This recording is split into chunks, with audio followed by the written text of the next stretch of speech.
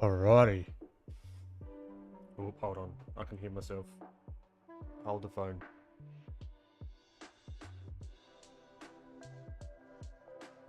Oh.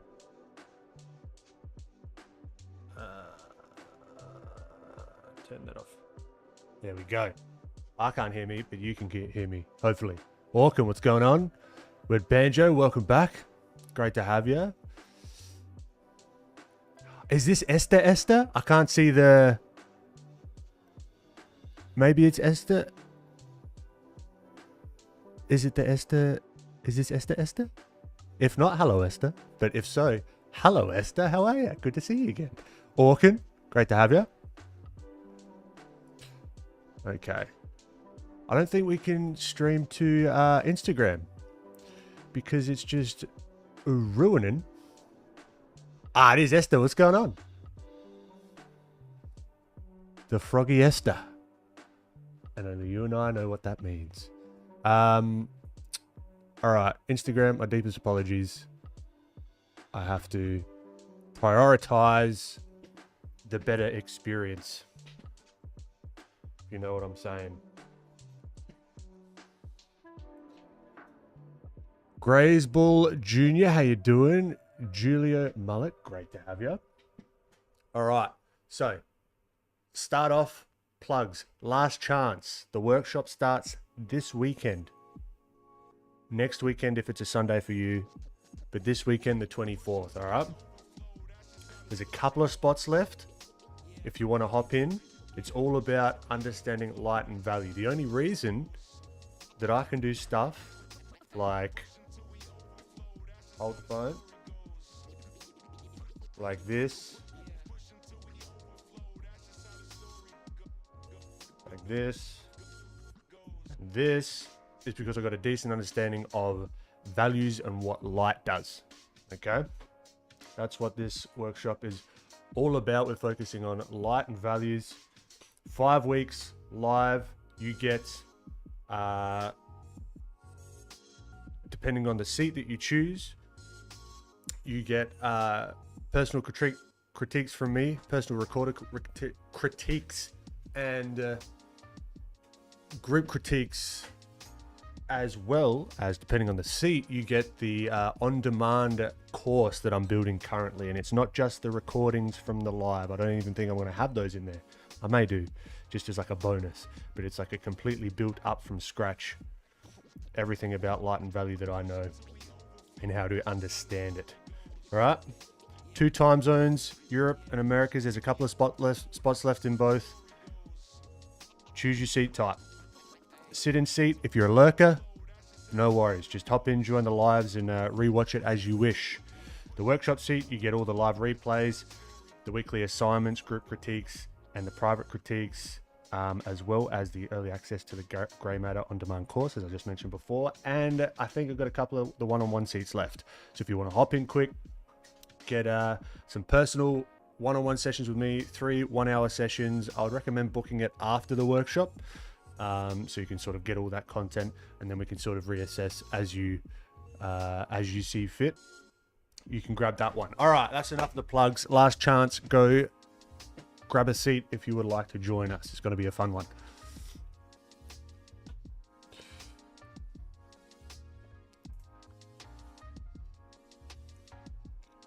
Alexis, how you doing?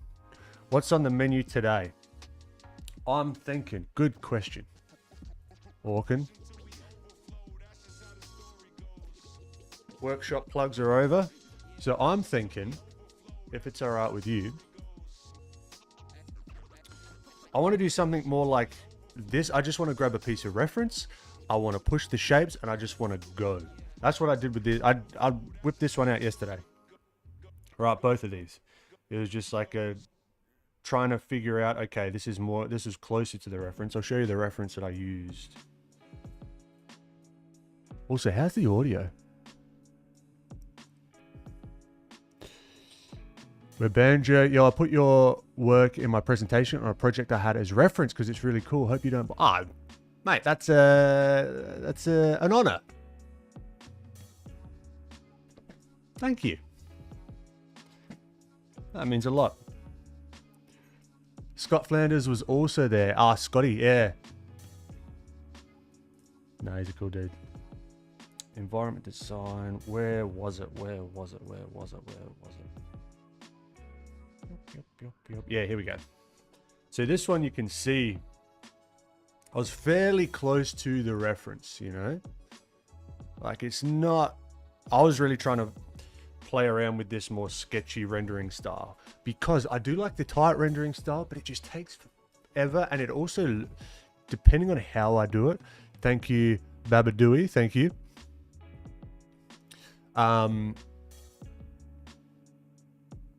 Depending on how you do the real tight. When I talk about like tighter rendering, this is what I'm talking about. So these are little ladies. So this one here, right? So this is a little bit more on the tighter side, not the tightest. If you zoom in, I wanted to get a little bit looser, you know, a little bit different, a little bit more fun, a little bit more flowy, a little bit more shape designy, you know. I'm not just trying to get this to look like a 3D render. All right. There's some overlaps between these, but here I really just wanted to sort of figure out, because I've actually been studying a lot of Leyendecker-esque kind of work, you know, and not just the little crosshatchy thing that he does, that everyone just does when they do a Leyendecker study. You know, they just do that like, and it's like, oh, Leyendecker. No, there's so much more that, like, this is like the icing on the cake, this shit. It's just like, at least from my perspective, there's all these little things that I'm trying to play around with. Although it's not like an exact like Leyendecker study per se. I'm just trying to grab little bits and pieces and things that I see with his work. So yeah, this was more of a closer to the reference, and then I sort of pushed the shapes a little bit more. I've got a post on Instagram now of the time lapse, so you can see me actually like do the gesture, push it a little bit more. It's not crazy different, but it's enough for me to sort of have to think about these invented shapes a little bit more. So I was thinking doing something like that today, if that sounds good.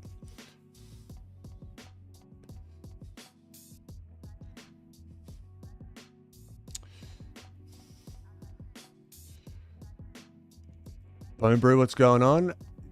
Temi just subscribed to the live workshop. Fantastic. When did you subscribe? Because if you subscribe between yesterday and today, I sent out the links yesterday to everyone that's currently subscribed. So I'll send out another one this week.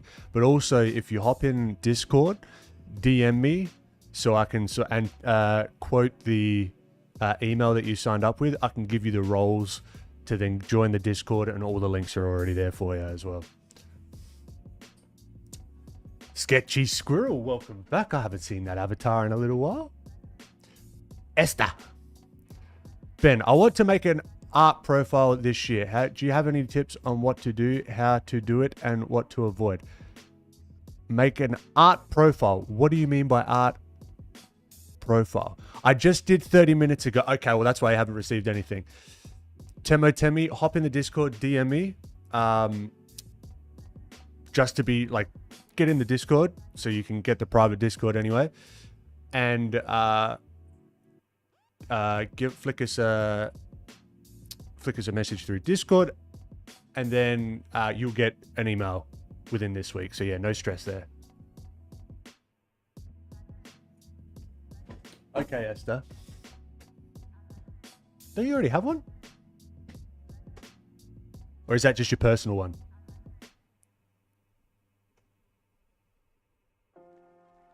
Hold on, is this Esther, like the Esther that I met in LA, or no?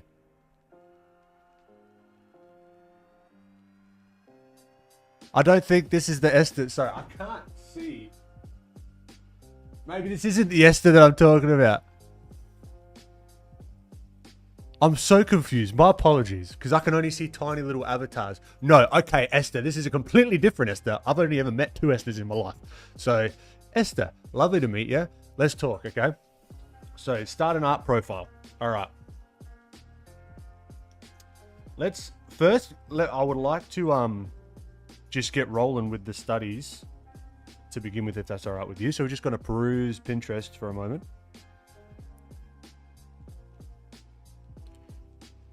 Oh, now it makes sense. Sorry. No, you're all good. You're all good. I should have been clearer.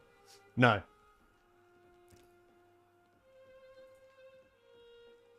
All right. So what do we want to do? Let's do figures, because figures we can get some nice gesture. And let's see what Pinterest comes back with if we do more ideas, right? I want to play with light.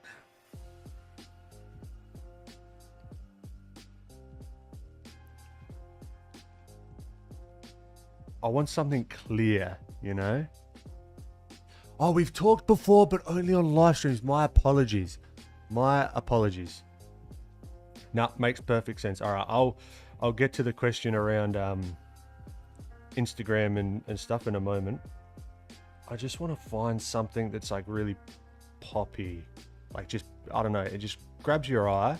And then because this one was cool, because it's like pretty clear silhouette. There's some cool stuff going on.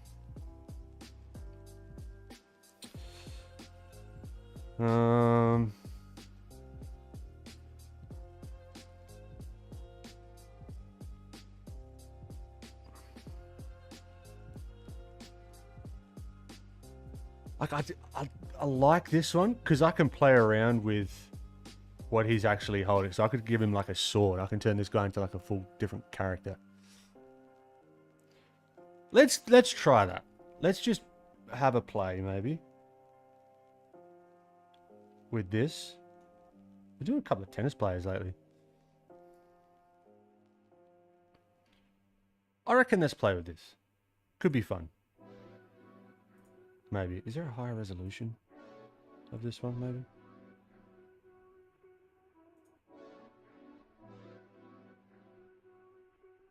There we go. See, that's a little trick as well on Pinterest. Whack this little button for explore and you can get like, you can find higher resolution ones of it. Okay. So we can just start. Maybe we just do a study first, right? We just let it rip and just go. Start whacking down some shapes. And then we can play around with manipulating the character a little bit. Alright. I do wish I could stream on Instagram at the same time, but it is what it is. Whatever they've done, because I haven't changed anything on my end, whatever they've done with their encoding or something, maybe I've got to do some tests during the week. I'm just giving some sort of a background here. It's blue. I've done a couple of blue backgrounds recently, so maybe in our study or like our change, we'll have a play with the colors as well, so we can like completely change it. I would also like to tint this white. Why? I don't really know. I just thought that I would like to.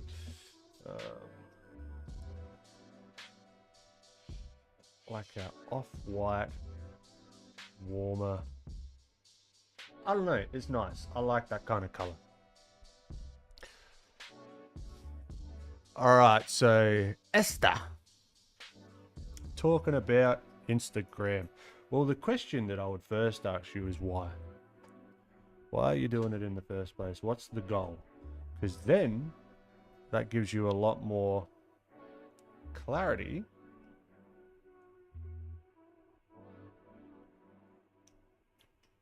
into what's working and what's not working, because there's different content for different goals. You know, there might just be like content that you just put out just to keep the momentum going. You know, there might be content that's more promotional. There might be content to reach a larger audience. So that's if you want to tackle this. Like, there's so many different ways of, let's say, tackling the social media game. Oh, I just want to be able to see what I'm doing. The social media game.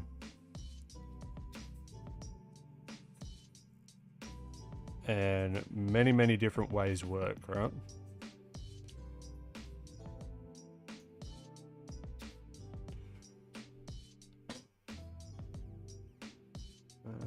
It's caster. So yeah, that would be my first question. Why? What for? Are you selling product? As in your art? That's the product? Are you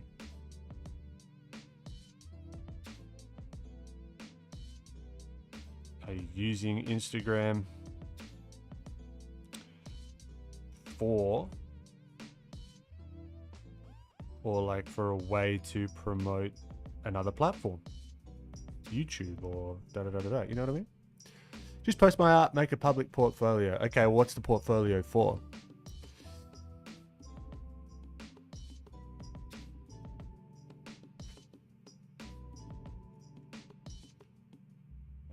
You often say there are so many ways to do the thing, yet that doesn't seem to follow. Or is it more so I am not looking at it with an open mind? What do you mean by yet that doesn't seem to follow? I'm not sure what you mean. We'll put it this way. There, like, some people will say, like, this is what I mean. Well, this is an example of one thing that I mean. Some people will say that carousels are dead at any given moment. You know, like, oh, carousels are dead. But then you look at someone like, Ramon09 on Instagram. Shit's popping. His carousels aren't dead. You know? Or like reels are the only way to grow. Well, again, with the carousels, you look at some of those, the likes and the growth on those, I would beg to differ. And the personality types, different personality types that you can do, that are on there, and what they're more conducive to. Some people are more conducive to never showing their face and doing more story-based things with their characters only.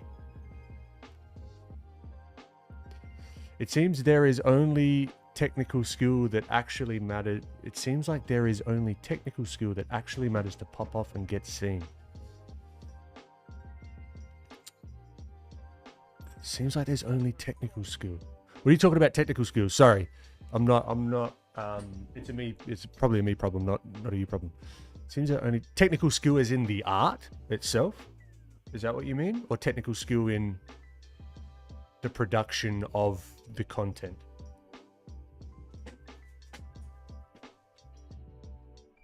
My apologies if I'm misunderstanding. Because I can give you different examples of many different artists that are popping off, that are doing it many different ways with different art styles, different personalities. All right, and I probably said this before.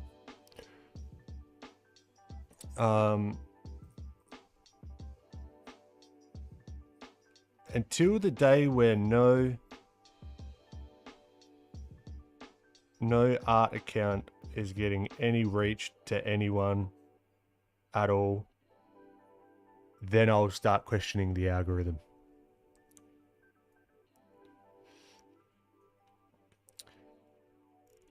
I'm still in high school.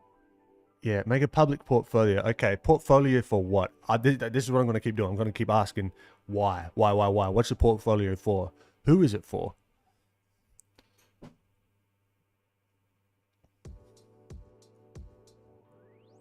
I mean, I guess that is the same thing in my mind, but yes, the art is mainly where my mind went. Yeah, well, I guess you got to think about why you follow people as well. It's going to be like, put yourself in the customer being the viewer, the customer's shoes. Why would you follow you? Or why are you following other people? Start analyzing it from that perspective. Is it just because of the art? If yes, then you are the sort of like that audience that values the quote unquote quality of the art. But the quality is so subjective, you know, depending on the type. I mean, you got anime, manga, you got more realistic, you got more Western, you got more comic book stuff. And there's a range of skill levels, or like skill levels, or even just styles, you know. So that's why I say, I've said quite a few times, is what would your younger self like to see, you know? Or what would you like to see right now? Like, what would get you excited? Your younger self could be like a couple of months ago, or like 2 years ago, or whatever. What would get you excited if you saw it? And then work towards that in the posts themselves, right?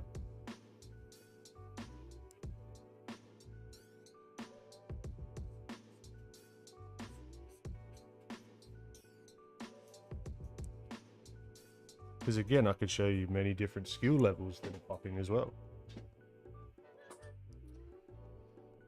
Walter Barrio, splash art is my goal. Fantastic.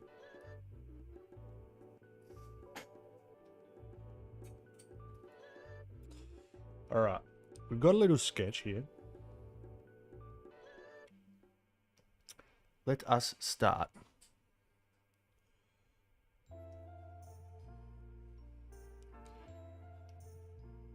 And this is what I mean by just letting it rip. Just grabbing some colors and going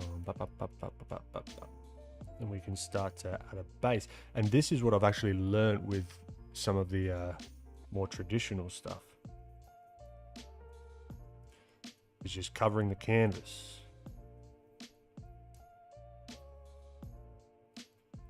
We might want to leave a little bit of that background coming through. You never know.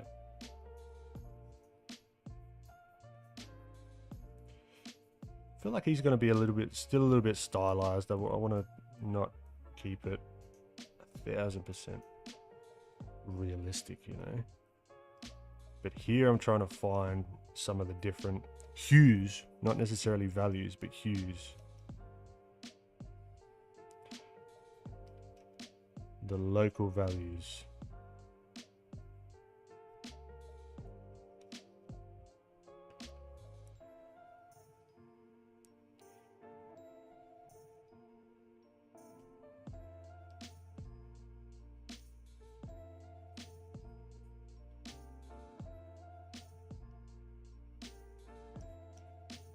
Because we know there's going to be a shadow in here. So I'm not going to go too crazy with some of the color stuff.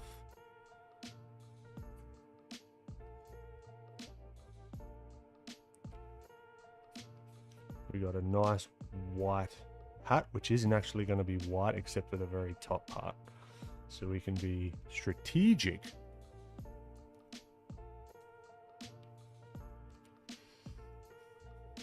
Similar to tinting your paper in watercolor. Perfect, exactly. We can start to cross-pollinate the worlds of traditional and digital. Because it's a lot of it is a mindset of like, okay, what are the processes I'm using? Because then I might do this and I might want to paint this.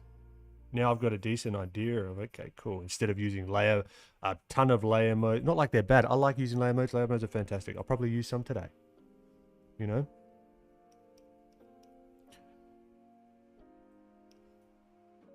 But you can actually learn and get better at different mediums by using different mediums. You know, hopefully that makes sense. Your painting process reminds me of the way you paint oil paint. Yeah, this one in particular, yeah.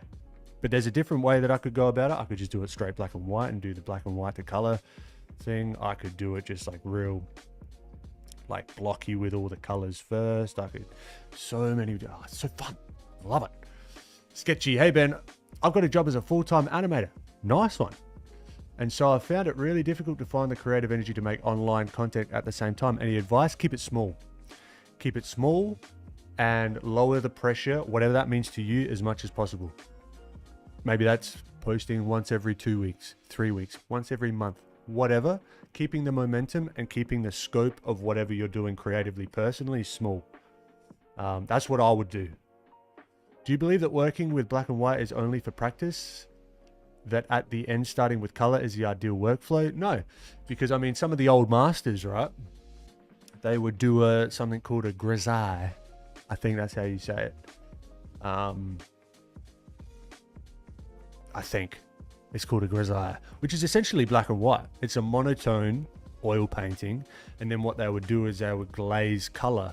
So they would get an oil that's thinned down really, really thin. So then it like starts to glaze color over top of that black and white painting. It's just another tool.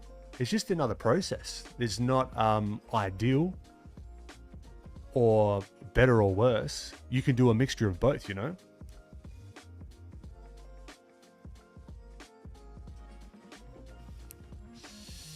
Hey Ben, do you have a specific color scale in your head? Like, is there any limitation, or is there any color you tend to avoid using? No, there's no real color that I tend to avoid using.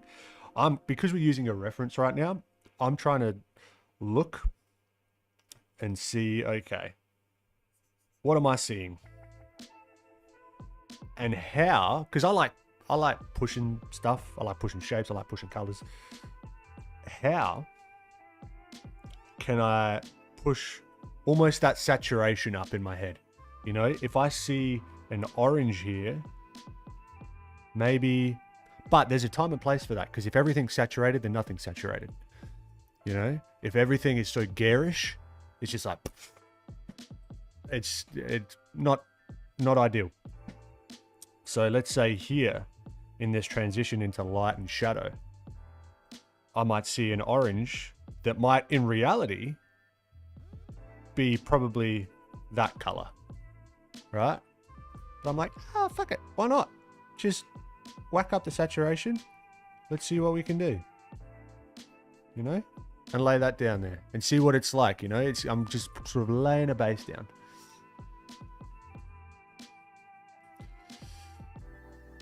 That's good advice. It's really difficult to convince myself that keeping things small won't drive people away. If anything, it might keep them more, you know, but deep down I know you're right. Yeah, but it's like, it's either do smaller stuff and sort of keep the thing alive and keep people like, hey, I'm still here, or wait another 6 months. It's, yeah.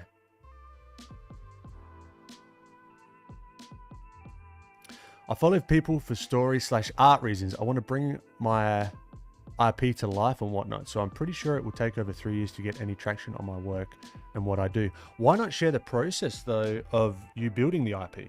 This is the thing. Start thinking outside the box. You could do something like, you could say that first sentence. I follow people for story and art reasons, and I want to do the same thing. I'm building an IP and I'm wanting to bring it to life, but I'm starting from zero, or wherever you are at the moment. Follow along. Boom.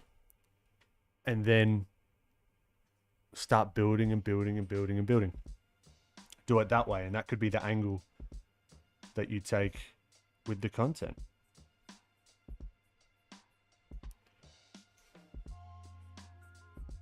What struggles have you had? The motivations? Why are you doing it in the first place? Who you are as an artist? Right? What do these characters or whoever, whatever your IP is, what do they represent in the real world? Is there a real story behind them? Blah, blah, blah, blah, blah, blah, blah. Like, there's an endless amount of ways. Also, look for people that have done the same thing as well. You don't need to reinvent the wheel. Who has done something similar to what you're wanting to do?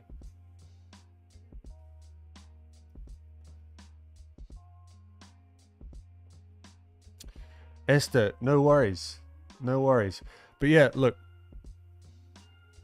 if you pop back again, yeah, I would start thinking, Esther, why, like, if you're looking to put a portfolio out there, first I would think, mind you, this is coming from me that hasn't put a portfolio out Instagram's my portfolio. But what studios or whatever are you trying to impress with your portfolio? All right, keep that in mind. Instead of doing a scatter shot of everything, start focusing in. It's like, all right, what sort of work do I want to do? Okay. By the way, your brushes came in clutch for my project, not gonna lie. Hell yeah. I'm really not much of a brush fiend, but I'm glad that the very simple ones that I've thrown together were helpful. Yeah, that's a current path I'm on, looking to follow Matt Rhodes' footsteps. Perfect. Perfect. And this is where you could actually get really analytical with Matt and be like, all right, what worked? Are there any types of posts that do better than the others? Look at the engagement. Not just the likes, look at the comments. You can look at the more quantitative data where it's like, all right, how many likes, how many reposts now you can see on Instagram and that kind of stuff, how many shares and whatever. Then you look at the qualitative stuff. What are the comments? Like, can you see if it resonated with people more so just based on the comments themselves? You know, you could like, it's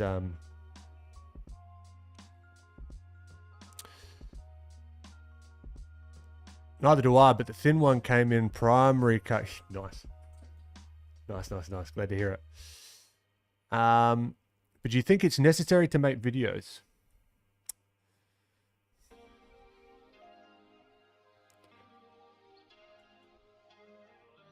It will.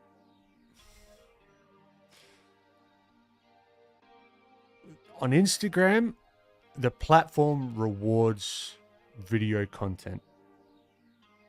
And that's coming from the mouth of the CEO himself. Or like the chief whatever guy. He like Adam Mosseri, I think his name is.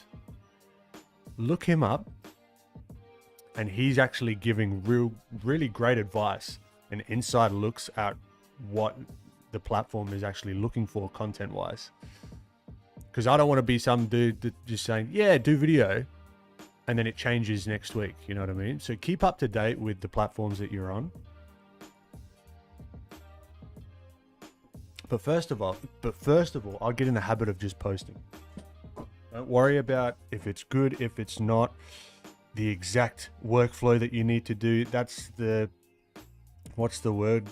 Perfection is the enemy of good or whatever. Just get started. You can always tweak it later. I cringe at some of my old stuff, even from a year ago, right? It's going to happen. You're always going to grow and change. Your old stuff is going to be worse than your current stuff. The best way to start is just do it as best you can, you know?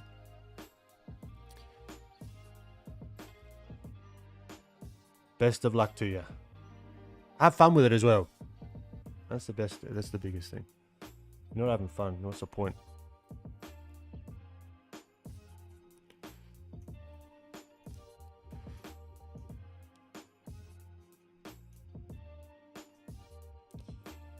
Okay. Now I've got a decision to make. Do I want to lose? I wouldn't mind losing the shadow here.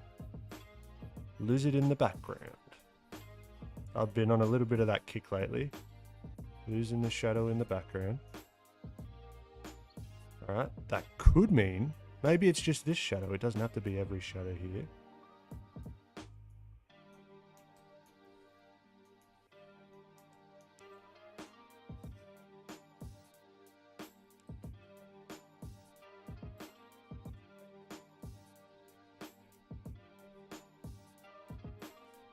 So I'm not being precious with the shapes yet. I'm just finding my way. Mr. Excalibur. Hey, Ben. Have you heard of Nicholas Uribe? Our Painted Lives? If you're looking for more inspiration for oil painting, definitely check him out. Legend. No, I haven't actually. Thank you. Yeah, I am. I am looking for oil inspo. because it's so fun, man. Like, I'm telling you, if you haven't already, just go get yourself some oils, look up some YouTube videos real quick just to get started of like a palette, you know, or just like look at the palette of someone that you admire and then just try it. It is kind of the closest thing to digital painting, like feel wise, because you can just go and match that color weeks and weeks and months and years later if you wanted to. Like this same color here, if it was oil, I could then mix up the same color and then boop, throw it down there and then continue. It's a good bit of fun, I tell you.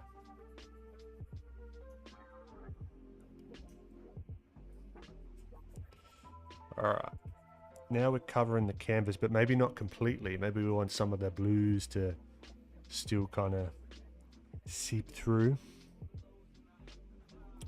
Sounds a bit weird, but you know what I'm saying. Do we want to maybe place just an indication of some of the lightest lights here? I'm waiting for a couple of my regulars to pop in because I got a little surprise.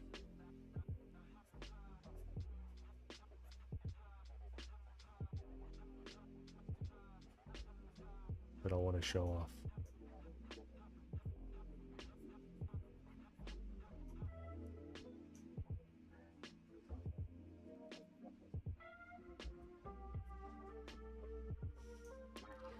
Temi, I'm trying to follow along with you. The hand and arm part actually are really challenging. I like how you're seeing bigger shapes and simplifying it. Yeah.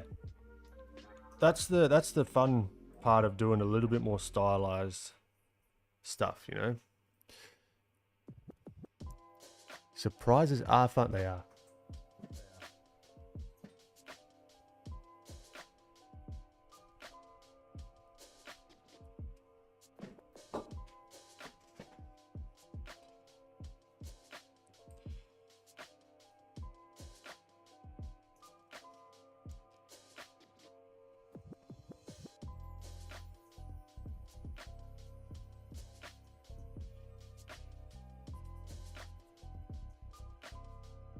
See, I could block this whole, like if I wanted to, I could just do this whole.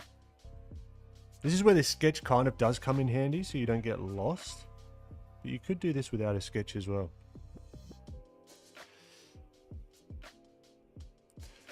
Any tips for someone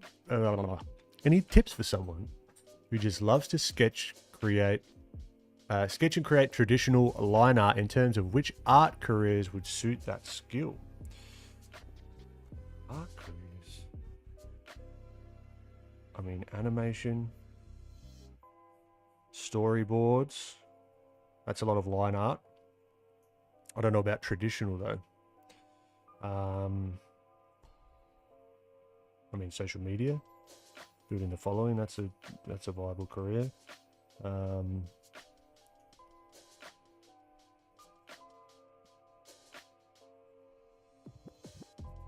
I mean, comics,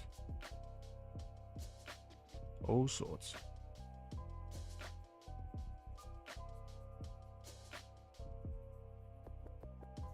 So we could actually just block this whole shape in here completely.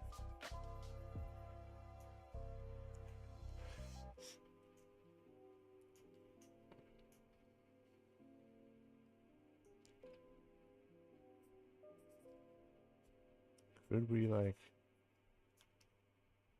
play with this melting into the background a little bit as well?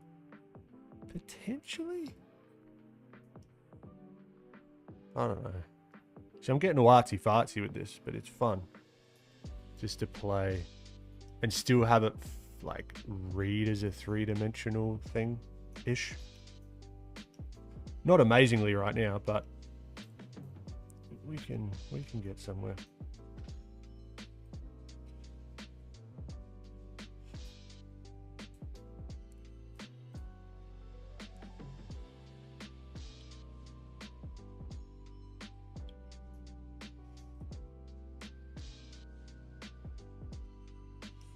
what I'm going to do eventually, I think, is just like start going over the lines completely.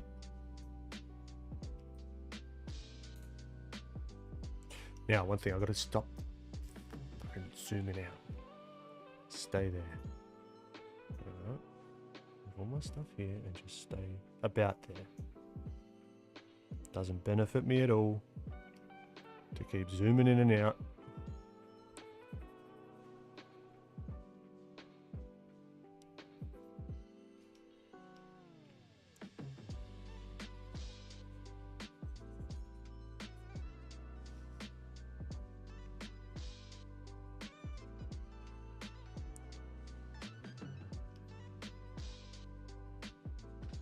I think I should actually unbind the zoom key just to really, it's like if you want to eat better, don't buy the chocolate cake, don't have it in the house. If I want to stop zooming in and out, don't have it on the keyboard.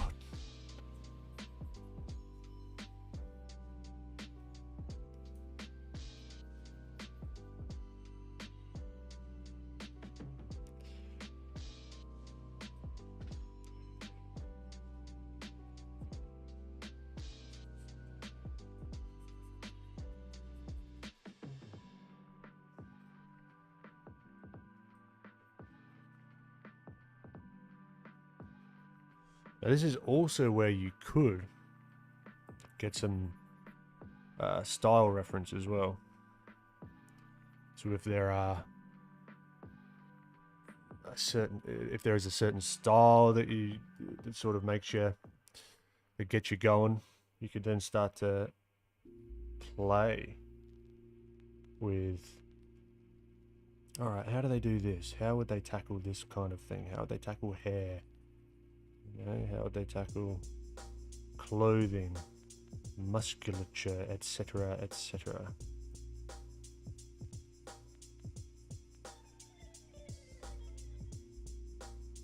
So now what I'm doing here is, now I could do this one of two ways. I think the best way might be to follow the form like this way with my lines, maybe. Or we could go cross contour and go more this way. Either way could look cool. I think maybe we go this way with these muscles, and we can come through and cross over like that, and then come back through. So it's kind of almost like a weaving of them, which would be cool. So then we can go up through there. But you see, this is like very far away from like the meticulousness of doing a perfect sketch first and blah blah blah blah. It's just a good little study, good little practice.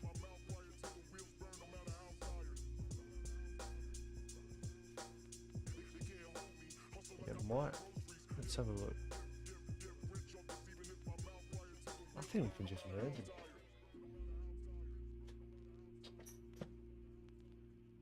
Merge them down. Do I want to tint them first though?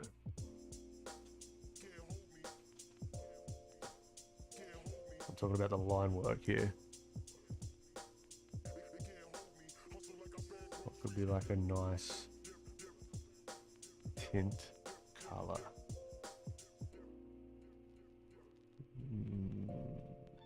I'm probably thinking like maybe a reddish. Plays off of the blue nice, maybe even in the purples. Something like that, just so we got something to work with. So we can still see them. That'll do. Boom. Boom. Merge it down. Now we're on one layer. Now the fun begins, because we'll start carving in some of the values here. No zooming. So if I'm going to do the eyes, I would like to have the eyes in here. We could go full on just impressionistic.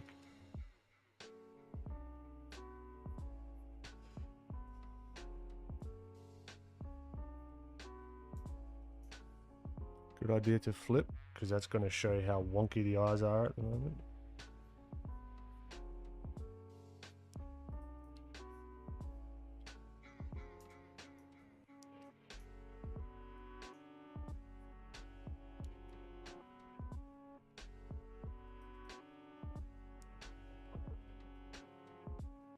Yeah, I'm not going for likeness here. I would spend a bit more time if I was.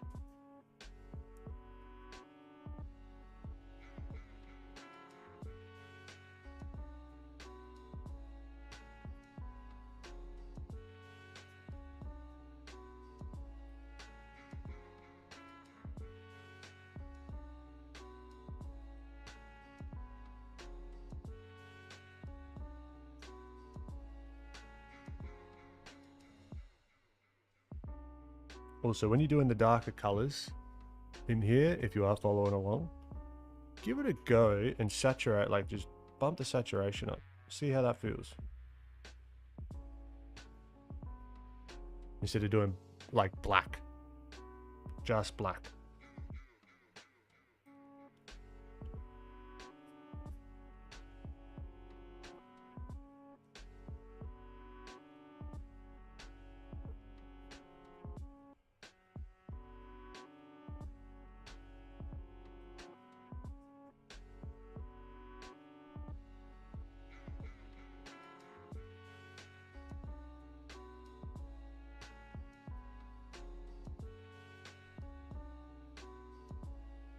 Now I might want to skip, you see these like little crosshatchy things here? We could take a note out of old mate Linedecker.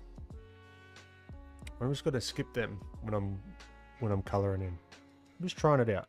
See what it looks like. See what it feels like.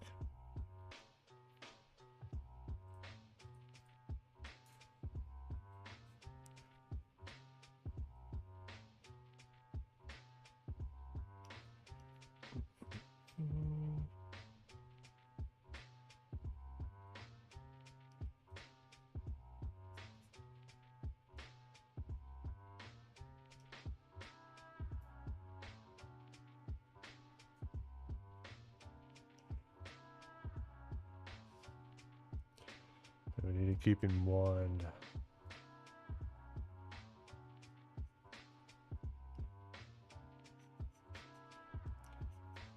the values here. They need to start making sense.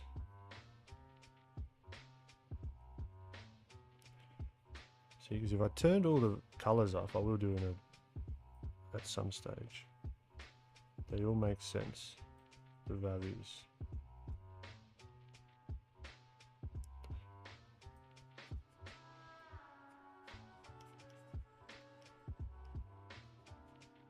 And a lot of it does come down to like understanding the wireframe, or just thinking about the wireframe of the 3D surface.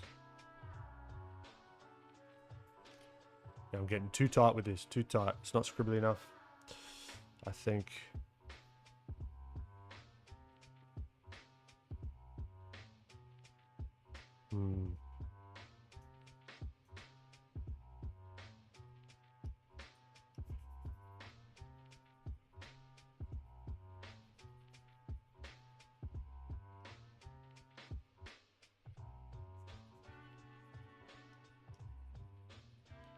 Because that's the goal of this study. It's not a style that I'm going to be doing for the rest of my life. We're just trying it out. Experiment.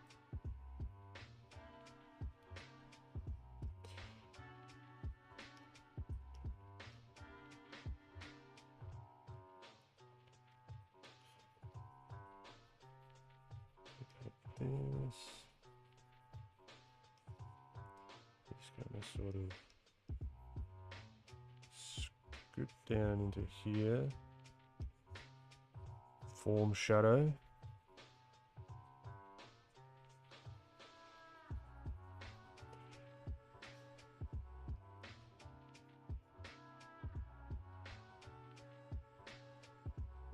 Form shadow. Rodman Fu, thank you. It rhymed. And I'm happy it did.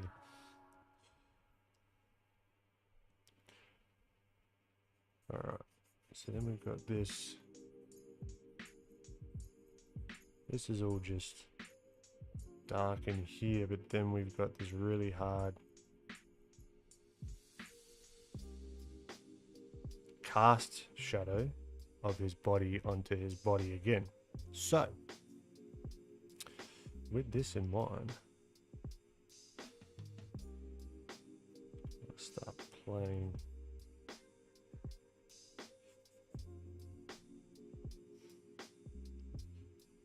And all down here, there's going to be a subtle gradation. Gradation? Gradation? Gradation? You know what I'm saying.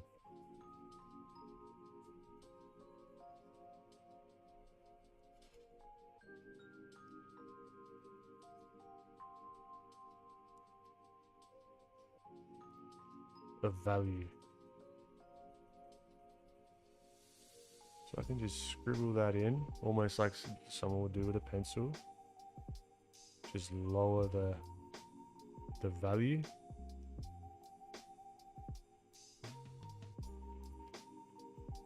Alright, this isn't going to be as bright even, this arm.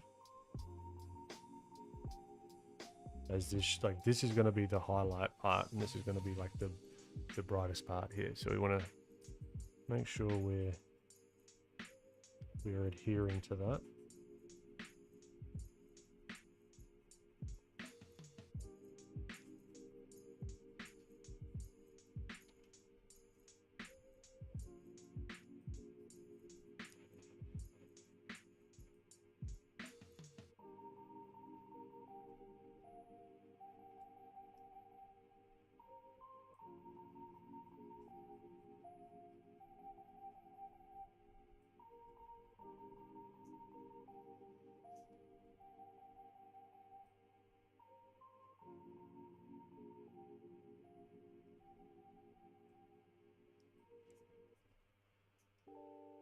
Okay, we're getting somewhere. We're getting some.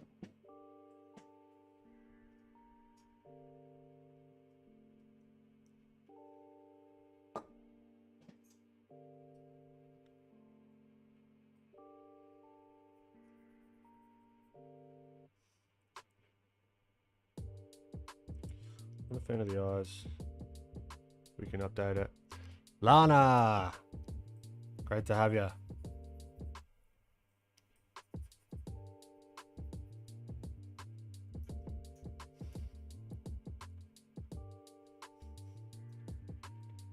How you been?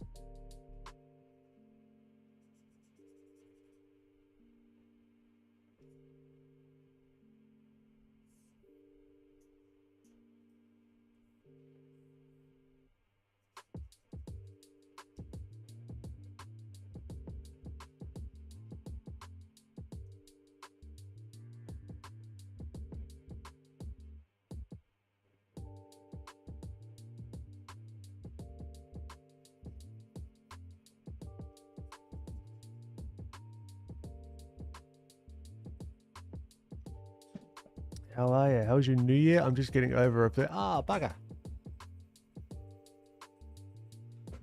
Yeah, new year was good. Just worked, really. Nothing super eventful.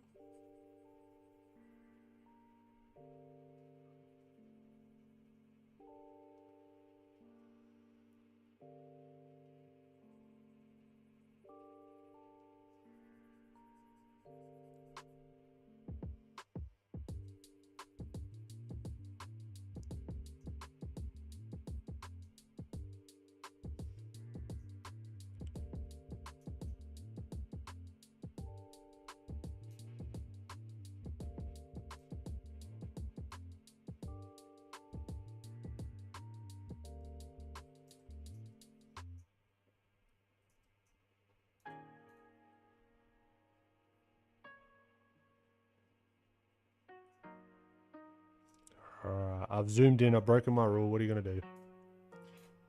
It's my stream, leave me alone.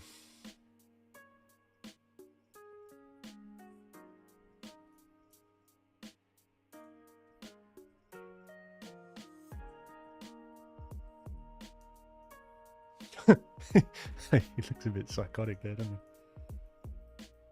Let's see if we can fit the eyes in the sockets.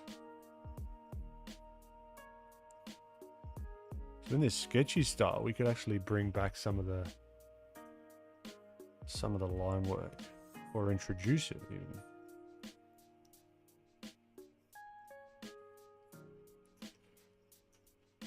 Been drawing a lot these last few weeks though, trying to level up. Perfect. What sort of stuff you been drawing?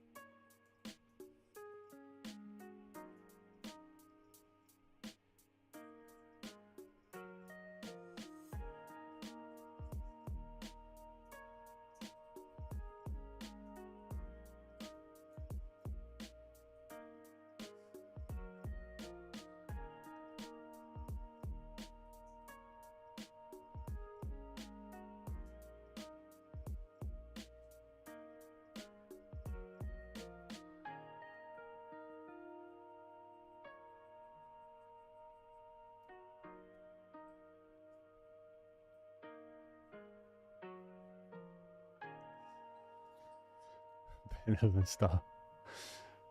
So I'm trying to stylize more, which is hard for me. So like more cartoony. Perfect. What's been tricky about it? And backgrounds, which is kind of hard to find resources. What sort of backgrounds? Like animation backgrounds? You should look at a lot of anime backgrounds. That's what I would do.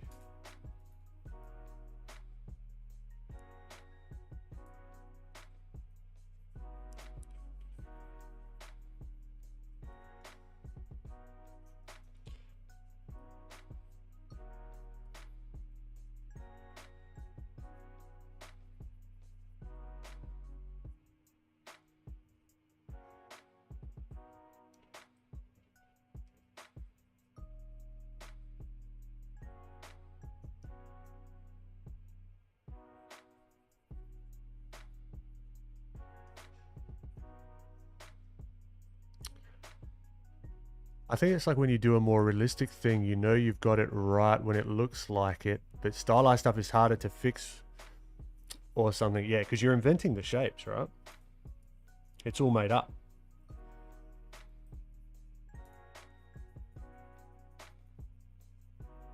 So that's where you got to get into like the balance and of the shapes. And one of the best things as well, I guess the best, you didn't ask for it, but I'm going to give it to you anyway. The best tip I could give you when you're going into stylizing stuff, if you're using reference as well, is to realize that you are inventing the shapes, and there comes a point where the reference doesn't become helpful anymore. It becomes helpful for different things. It might be helpful for color. It might be helpful for the lighting. But after a certain point, once you started to, like at the moment, I could turn off this reference because I've put these shapes down, because me copying this exact shape, this like triangle shape, let's say, of the face here, on here, it doesn't make any sense because I've stylized it already, if you know what I mean. It could almost hinder you in a way.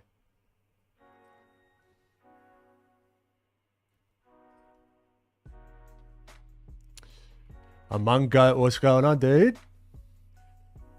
I'm actually putting together a how-to in my style right now. Perfect, man. Super excited about your class coming out. Super excited as well, man. It's going to be a good one. Really, really looking forward to it. I hope you've been well, dude. I'm loving the content. You've been pumping the content, dude. I'm liking what I'm seeing. The over the shoulders. How have you been finding that? Oh, Orkin. True.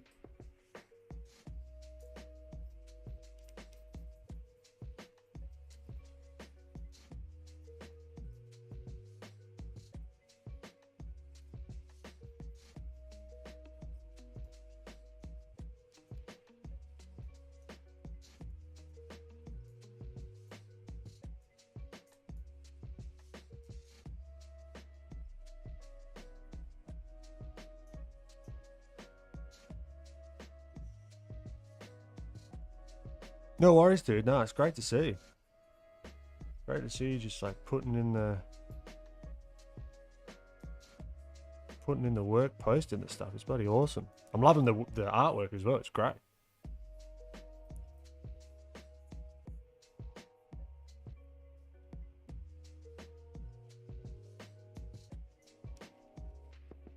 So some artists I like, I try and see what they're doing. And a lot of it seems like gesture in the hair and the body. They follow a line. So maybe that's the guide instead of the reference. Yeah. At least when I got very confused though, I'm going to give you an anecdote from me. So don't take it as like advice or anything. But like, I got very confused about the line or like the gesture for a long time actually. Like there's like a line of action here. Maybe like this. Or like if you actually had the racket, maybe it's like that or something, you know what I mean? It's different to like the gesture of the body, I think, at least how I see it. This is more of what I see when I see the gesture. It's just like boom, boom, and then you got the sort of squash and stretch of that, and then maybe the gesture of the head goes back this way a little bit. All right. So I guess what I'm saying is when you're just be mindful potentially, at least this is what I try to be. When I'm looking at others' art or styles in particular, be mindful that there's a lot of stuff that you can't see that they didn't put down on paper, if that makes sense. You know what I mean? You can make assumptions about things that you might think that they do and the reasons why they do it, like the lines and that, like the gesture lines and that kind of thing. But it might be based in something completely different. So if it's not working on your stuff, don't get discouraged, if that makes sense. Because that's what happened to me. And then if you happen to catch like an interview or a conversation with them, or you take a course or you follow a tutorial or whatever, then you're like, oh shit, that's why you were doing that. You know?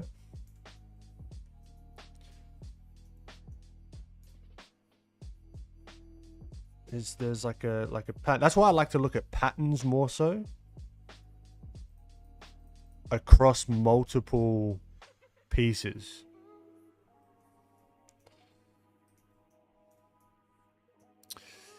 Ben Eblin, you and Matt will become my case studies. Beautiful.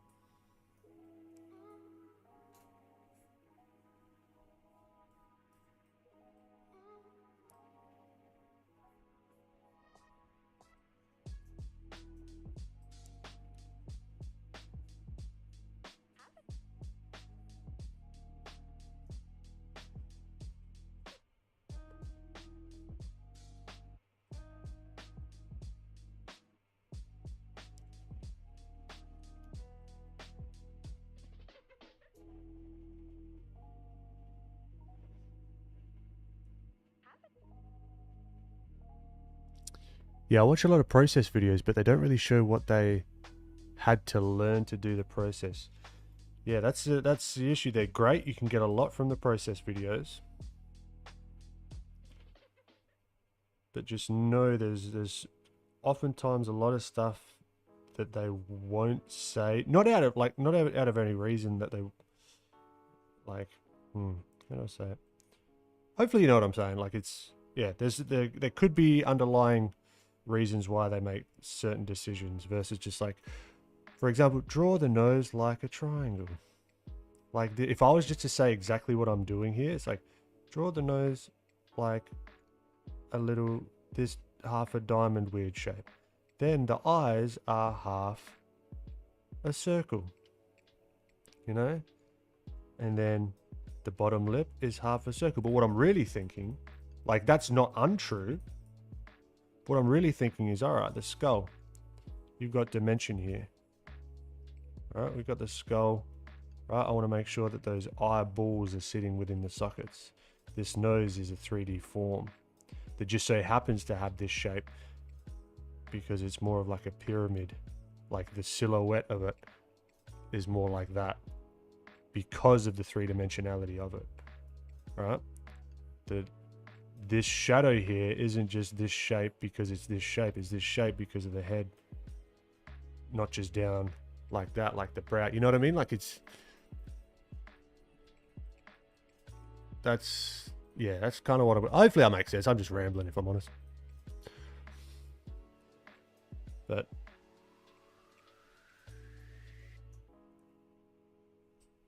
Umungo have a lot more coming. Beautiful. Looking forward to it. You did your first turnaround. Ah, fantastic. I'll have to check it out.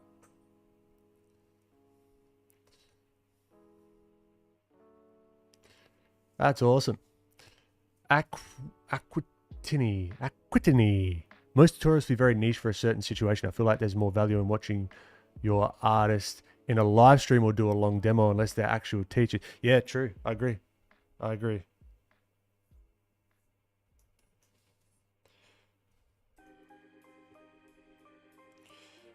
I concur.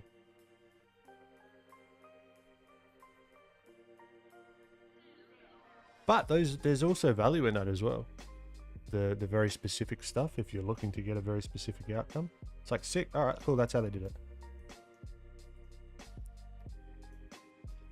Now this eye is not good. How much? I'm gonna knock it down. For this one here.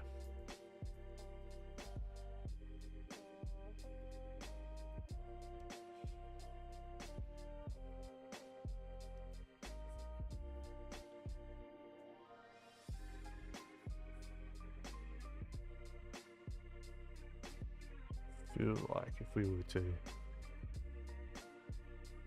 better a little bit.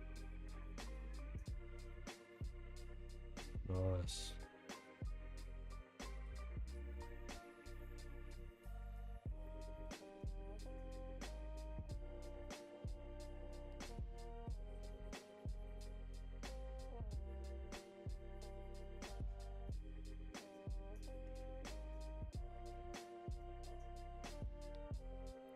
Really looking forward to the day I find a PDF that explains the secrets of the ebb and drawing style.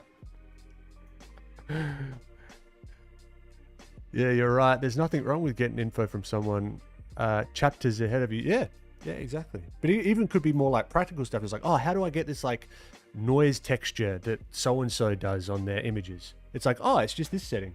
You go filter, like noise, add noise, copy the settings, and then you get that look. Right? There's also those kinds of tutorials which are great as well. There's sort of like, there's levels to it.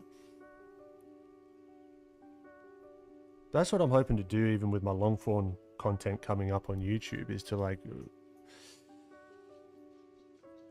outline my thinking versus doing just like, say, a tutorial video, for example. Also, I might as well just do it now.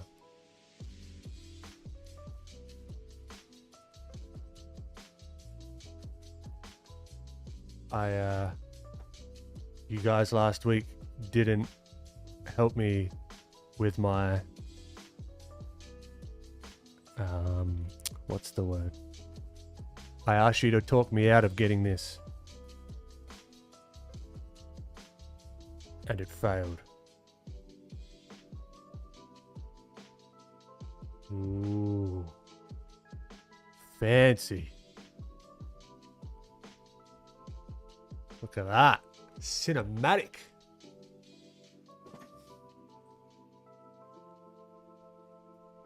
So yeah, look, I got the slider.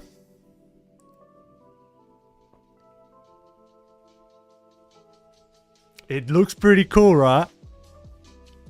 I think it's a good purchase, personally. I've already done a bunch of B-roll for some videos. Yeah, because we want the new camera angles to... Yeah.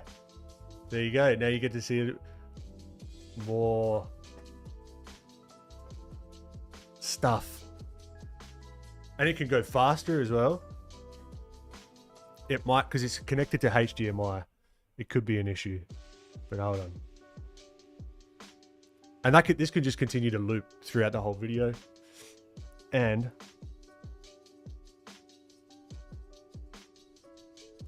we come here. So that's going like a minute for like each. So let's do... I don't want to rip it off its tracks. Oof.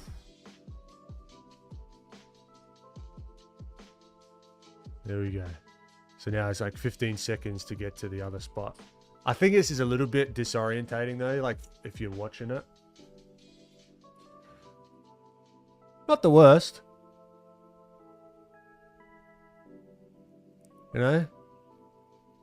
So I can still track. It's like someone's there with me. I'm like, oh yeah, so blah, blah, blah, blah, blah, blah, da, da, da, da, da, da. I've already had some like cool uses of it already.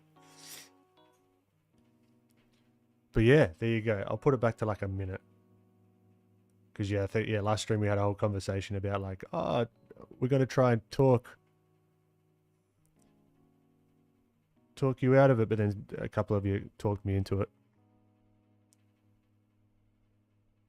So yeah, let's go back to a minute. Keep it classy. Tasteful. Go back. And now we start. And now we continue painting. Drunk cameraman effect.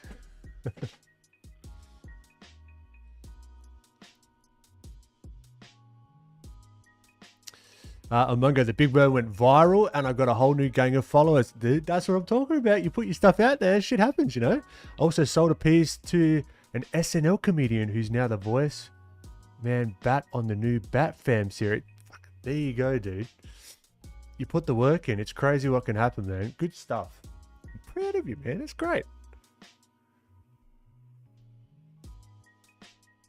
Yeah, definitely more a B-roll thing rather than a live stream thing. It still looks very cinematic. Yeah.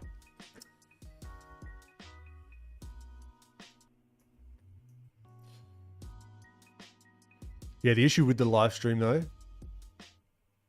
is that the HDMI connection to my computer for the camera is very, very finicky. So if it like knocks it at all, it will just like lose.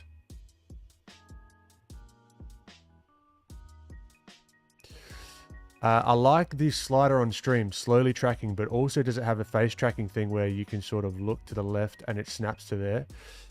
I'd have to buy a whole new thing for that to happen. I could use another camera that has that functionality, but what it's doing at the moment is it's like panning and sliding. So I've just got it set to where I'm sitting because I'm not really moving that much.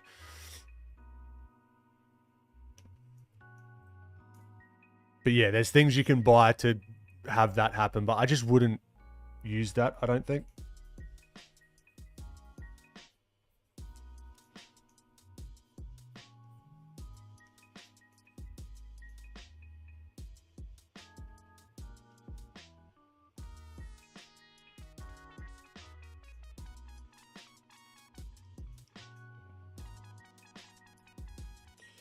All right, let's make some progress on this thing, hey?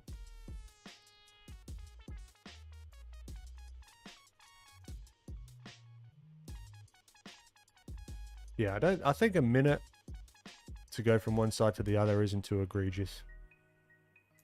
Just something different, though. You got to stand out. Got to do some, but I didn't buy it for a stream though. But it also does help for setting up the stream instead of me manually like, but I could just like move the slider to where I want.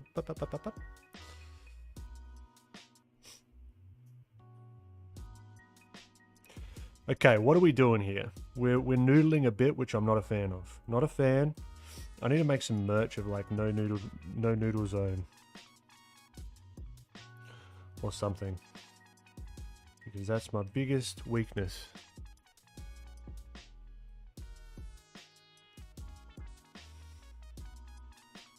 Is just getting into the details. Speaking of drums, I picked up and restrung a guitar for the first time in a long time. Oh, nice one. We talking acoustic, electric?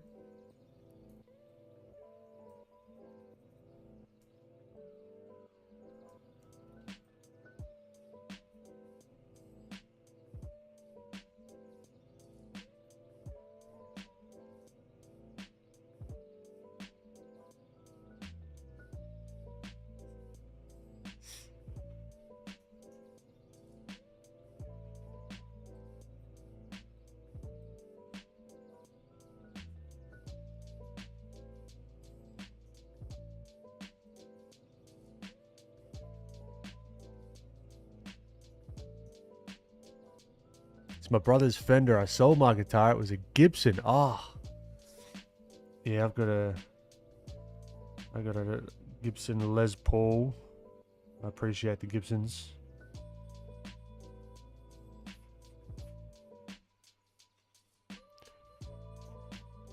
I got that Les Paul actually the first time I came to America when I was like 14, 13.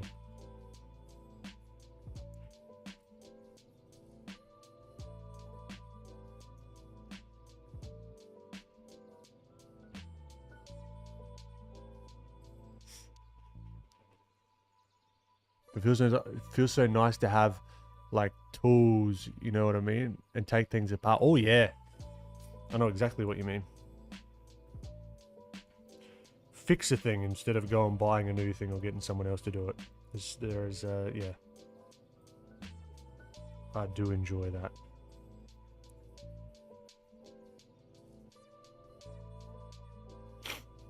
It was a hollow body Gibson. It was really nice. Ah, man.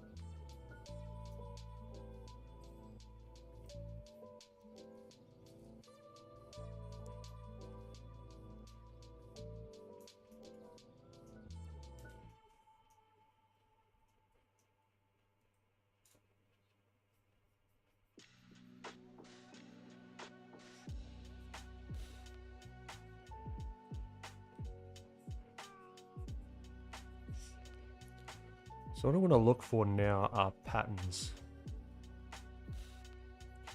in the musculature. Well, not so much patterns, let's say just like shapes. And with each shape, I like to move the color around a little bit.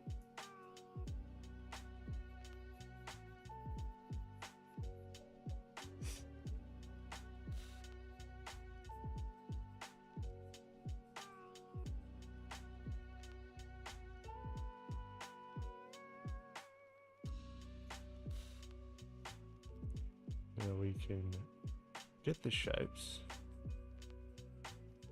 by scribbling if we want.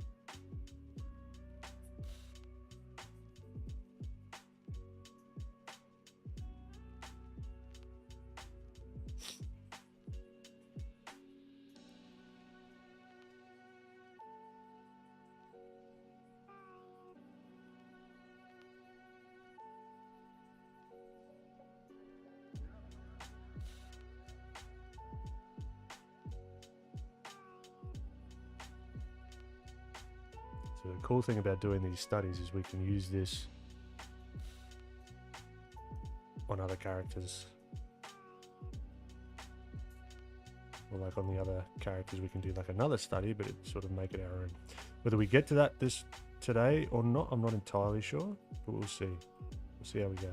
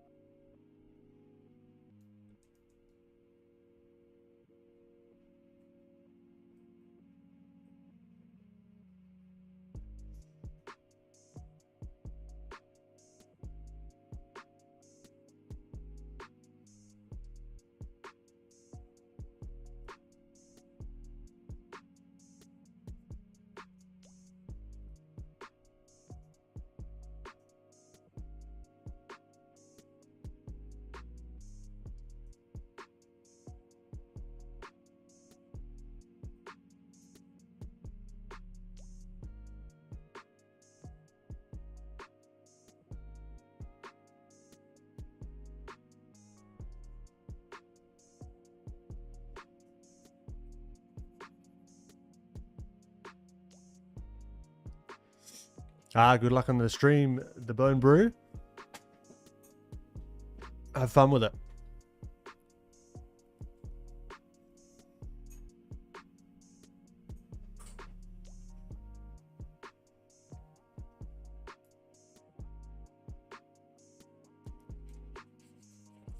All right, now one digital thing I might want to do here, digital specific, let's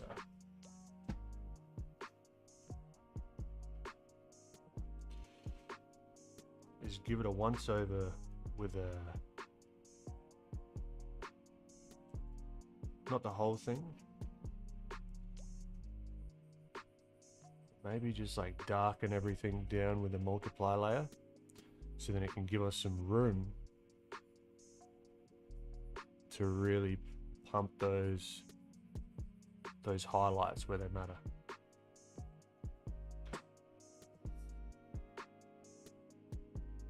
Also giving it that's a little bit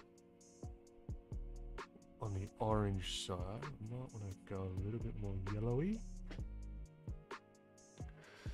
Did you have a streamer you watched that made you think I should start a stream at the beginning? No, not one streamer, like not a particular streamer, if I'm honest. As I've done it more and more, I've started to watch more streamers outside of the art space, more so. I don't think I ever really watched a streamer in any sort of consistent way. Which is not the smartest thing to do, honestly. If you're looking to do it, I highly recommend, yeah, getting inspiration. I probably would have if I was to do it again. Just like with content, it's the same. Same. It's all content. All right, so what I've done here is really, I've done the equivalent traditionally of putting like a wash or like a glaze over everything to sort of darken the values down. Why did I do that? One, because I feel like it. Two, because I want to give myself room. So when I say room, I mean I want the lights, like if you've got a white cue ball on a pool table versus like the 8-ball, that 8-ball is going to show the highlights a lot clearer. You're going to be able to pick out those highlights on the 8-ball versus the cue ball, the white cue ball, right? Lazy Sketch Guy, what's going on? Thank you very much. So this is that's the same principle here.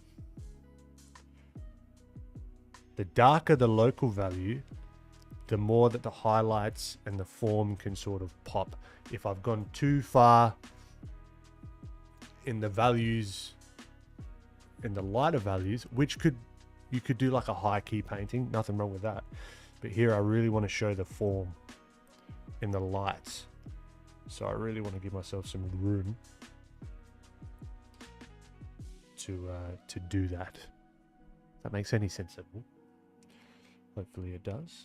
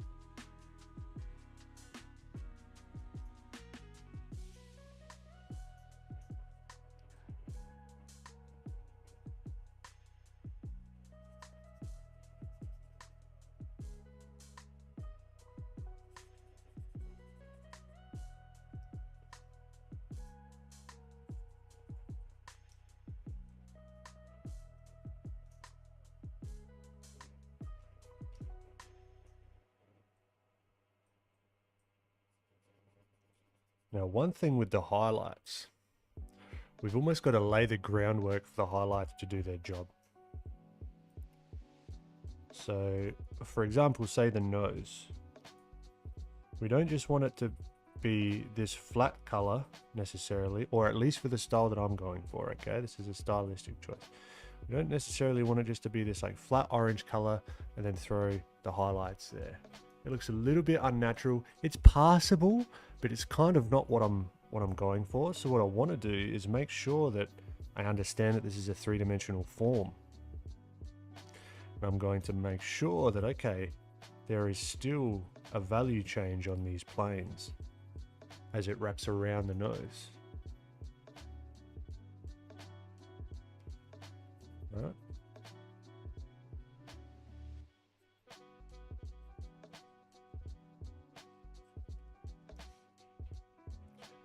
So it gives it a little bit more of that realistic feel.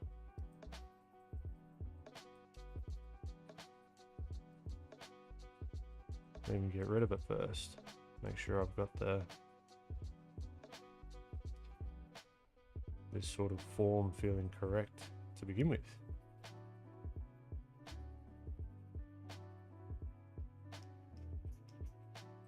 Then I can come through and have a bit of fun with the highlights, and we set the stage for them to feel a little bit more correct, if that makes any sense.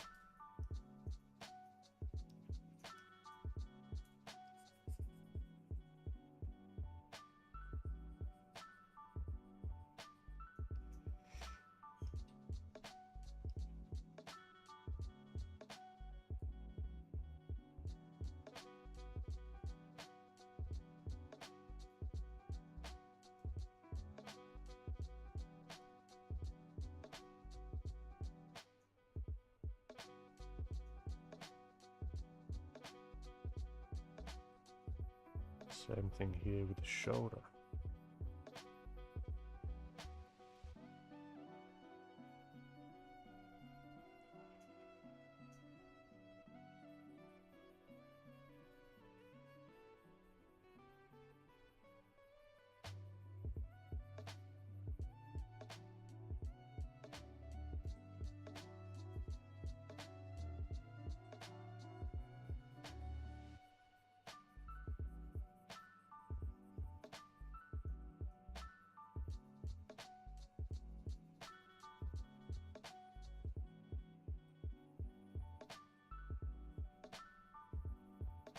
We can really tighten up these hard edges.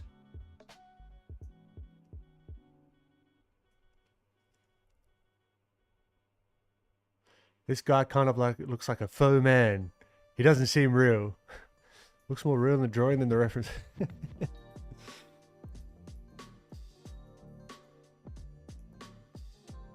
Rafael Nadal.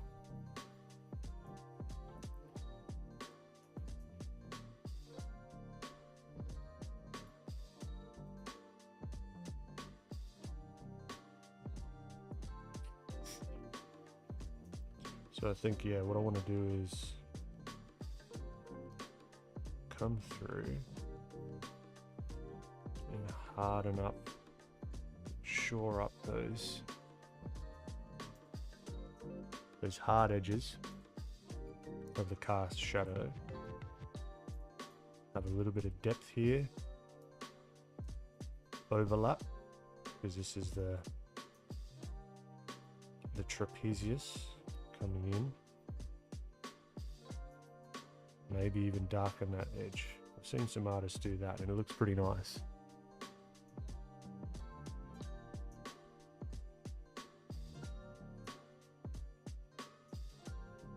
His neck attaching to his shoulder like that has been annoying my brain for the last 20 minutes or so. So it's just, also his hair is obscuring a lot of like what's going on. So this is his traps here. You've got his shoulder blade. So he's very, very wound up. neck.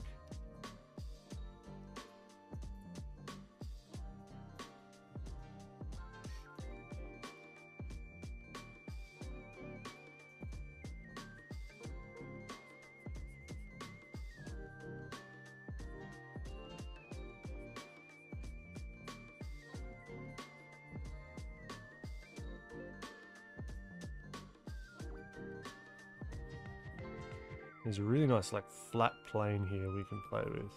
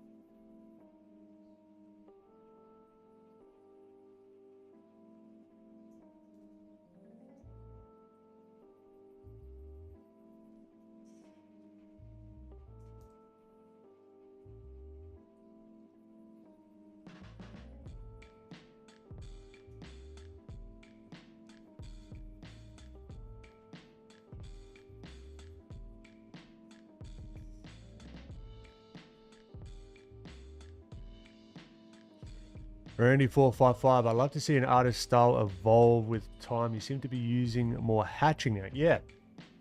I'm just experimenting with it, you know. It's a good bit of fun. Just like, yeah, trying something a little bit looser.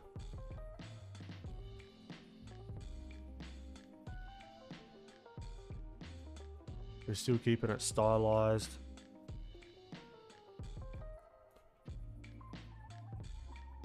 Testing it out.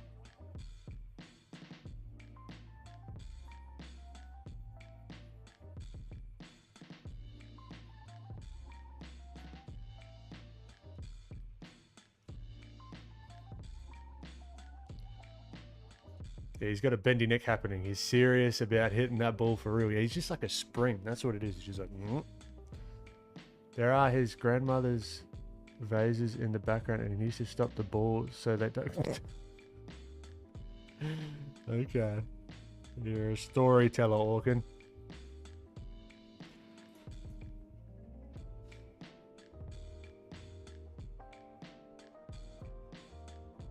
Or he's at the Australian Open and there's millions of dollars on the line. Could be it as well.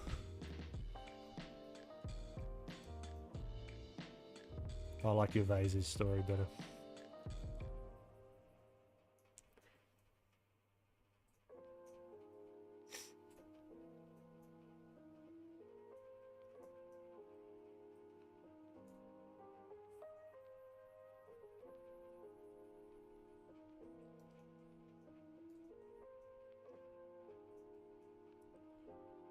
Could block in if we were being cheeky. Just an idea of where some of those specular highlights would be.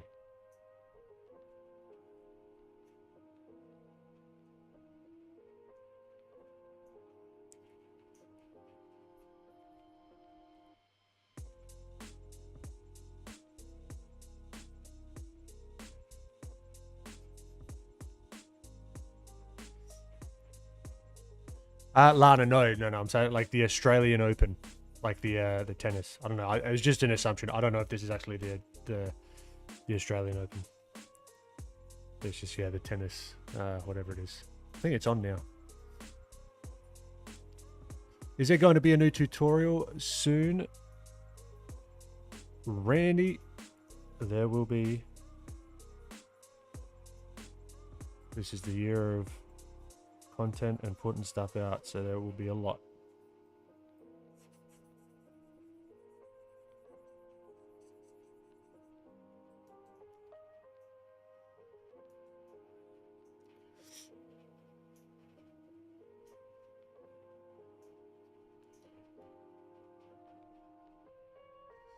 I actually heard tennis players don't get paid that much unless you're top tier. Yeah. There's really nothing I know less about than tennis. That's fair enough. I don't know much about it either. I just know my partner, she loves watching it. Just woke up to say hello, Mark. How you doing? You have a great rest of your sleep, my friend. Temi, your hatching is super clean. What decides the direction of the strokes? I'm not really too concerned with the direction. Like, I could be very particular with them. Here in the deltoid, for example, I'm thinking almost about the muscle fibers, how they sort of wrap around.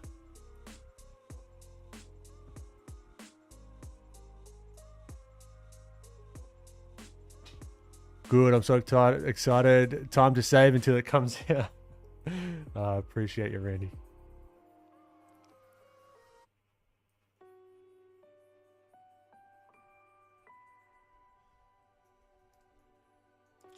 So yeah, I'm thinking here, I'm kind of just thinking, yeah, about the muscle fibers and how that actually connect. But then when I come maybe to the tricep here, I could play with some of these cross contour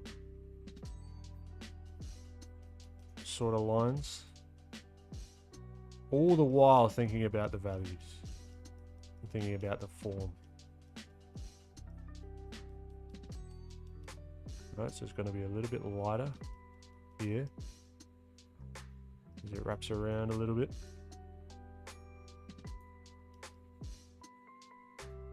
It's going to have like a little bit of a divot in here. Again, we are going a little bit closer to the reference than I would typically like to do, just like style wise, but this is, I'm just sort of studying.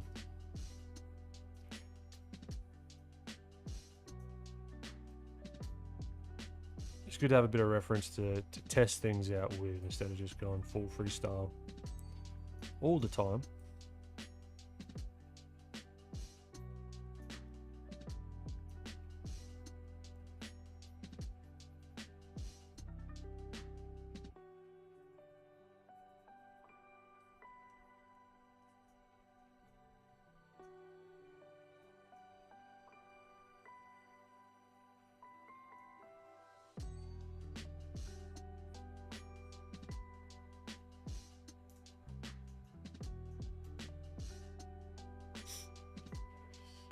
Lana, shoot, go for it.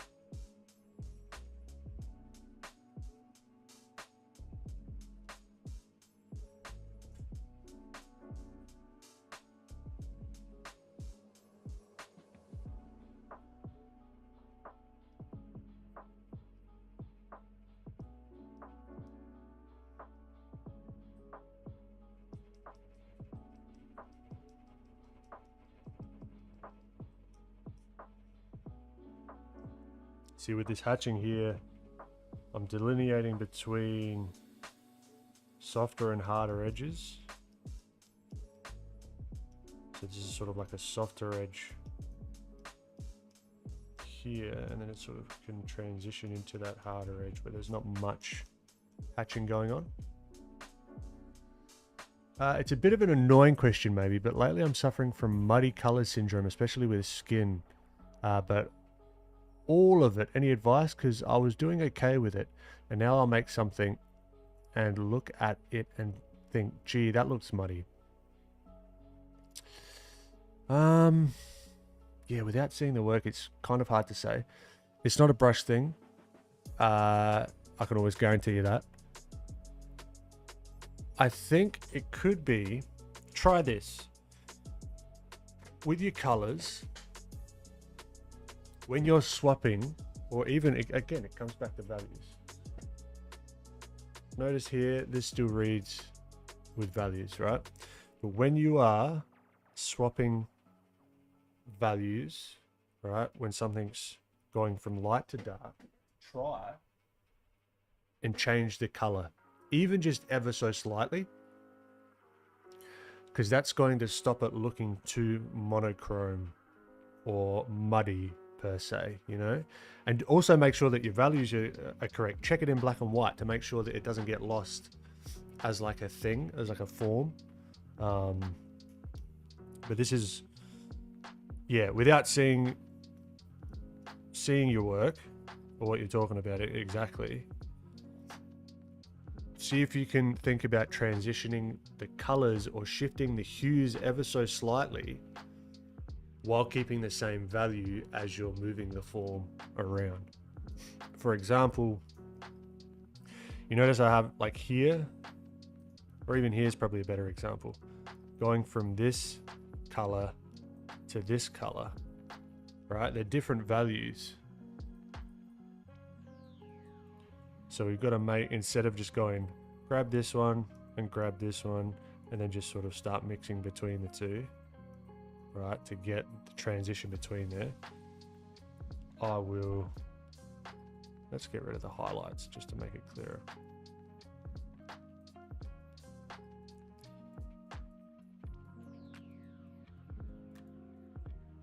Right, so see how here I've gone to transition this value, because I know that this is going to go from a lighter here to darker down here. All right, first values, always values, values, values. But second is color shifts as you come through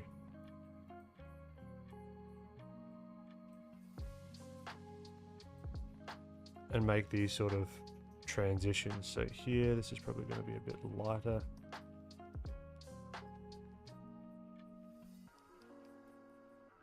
Right, and these color shifts could be anything, but you could probably see them even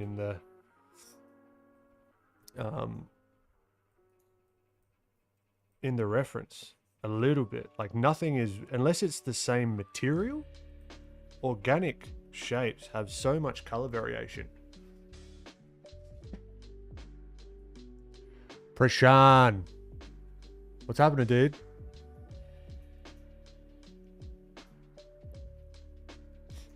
Always love how love seeing how you blend the color with the background. It reminds me of watercolor. Yeah, no, it's been good fun.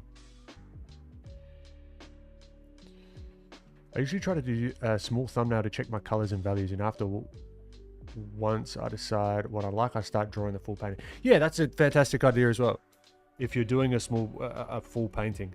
But if you've done the thumbnail and it still looks muddy, I would start to play around with the next level of changing the colors between the value shifts, instead of going from, say, just this color here to this color here. Say, okay, maybe I'll go from this color, I might swap it into the oranges here until I get to the reds.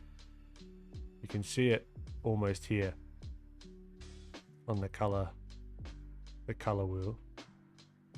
You can see how we're still in the reds, we've dipped a little bit towards the orange, and then we come back to the reds. I mean, you could do that with any number of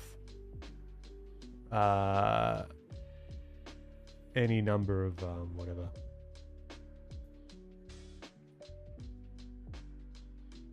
Any number of color combinations, if that makes sense.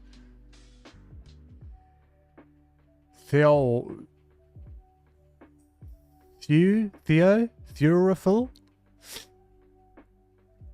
Travis, I could be wrong, but isn't this a reference you've drawn on a previous stream? I think you might be right, if I'm honest. I think you might be right, but it spoke to me. No, I think I just did a gesture. Super. How you doing, my friend? Appreciate. Check this out.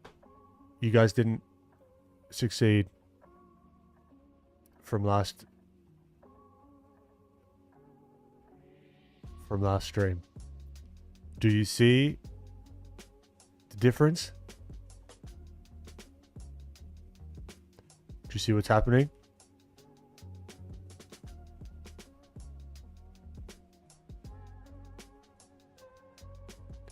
I got the slider.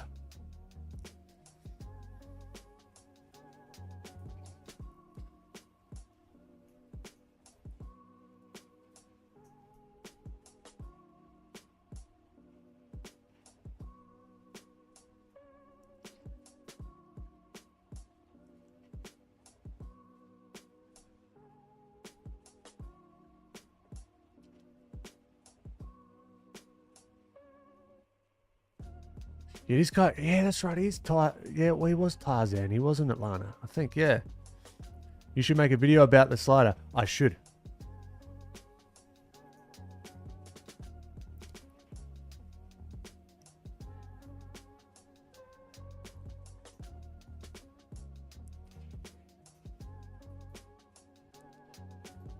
Yeah, this stream we're just getting all scribbly and just letting it rip and seeing what we come up with.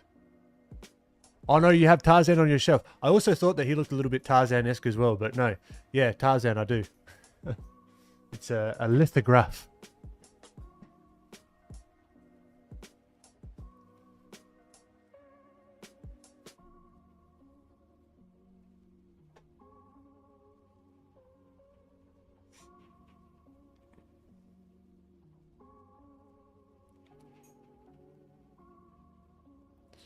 Also, it's been a while since I've gotten to watch your streams again. Thanks for popping in again. I've been in school for animation and we're learning modeling right now, which from your streams has been really helpful for me. Fantastic. Awesome, man. Glad to hear it. Let me know if Ben Eblin Studios ever comes around. I'm still #1 on the employee list. Legend. I'll let you know, dude. Appreciate ya. Catch you later, Super. Thanks for popping in. Appreciate ya. Hopefully I'll be able to catch more of the next stream. Have a good one. You have a good one, dude.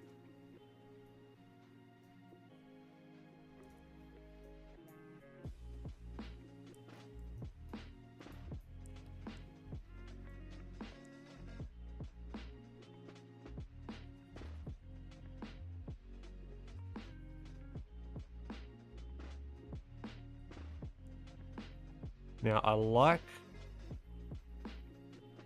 these kinds of references because there is a lot of subtleties in the values, right?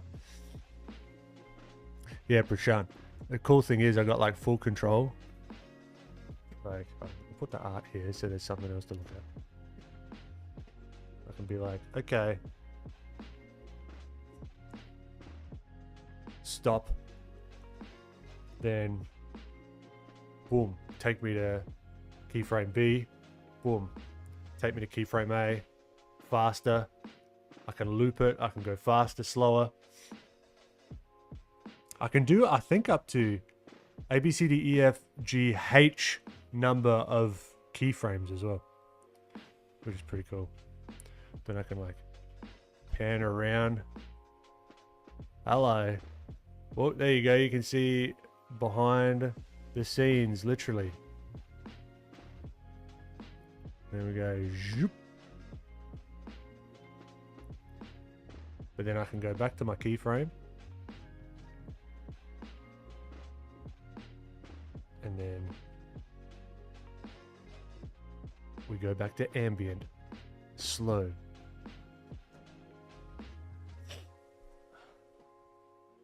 Oh, my nose is running all of a sudden. Why?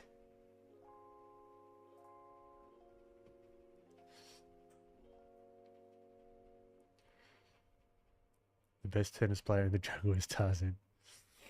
Yeah, the slider is like VR or like a new iPad presentation. I've always wanted to see behind his desk. It's a bit dusty.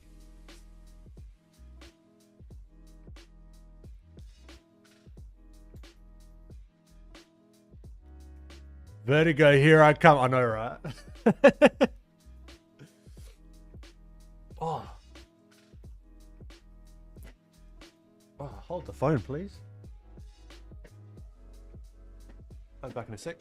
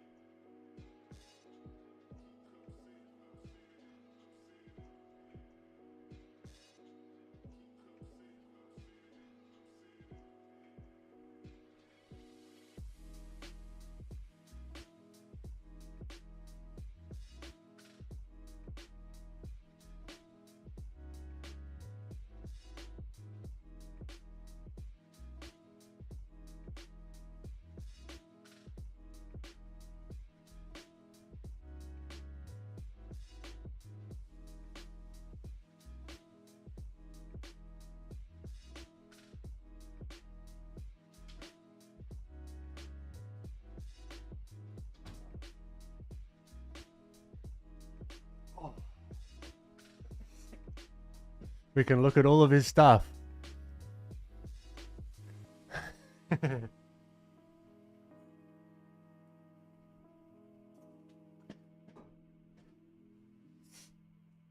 Yep. I've actually got a couple of lights I've got to pick up today for ambiance.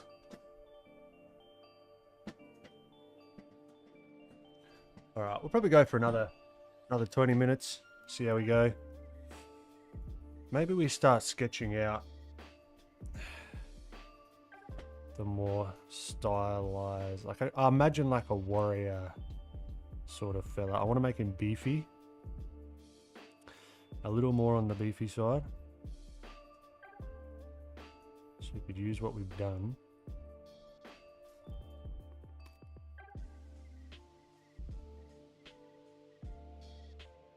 See, again, this is sort of like the gesture I'm seeing.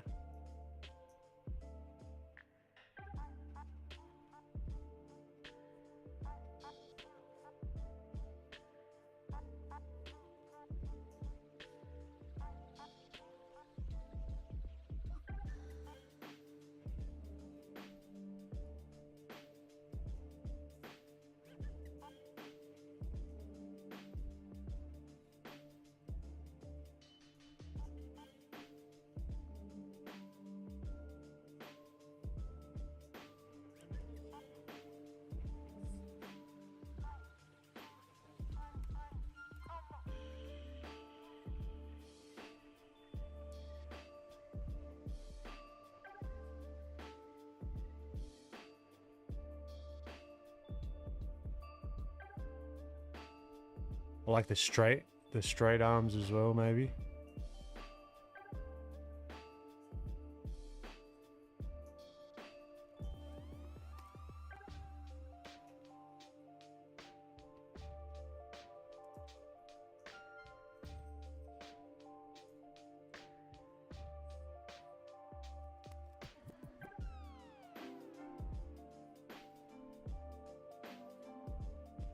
Maybe we have a little bit of overlap.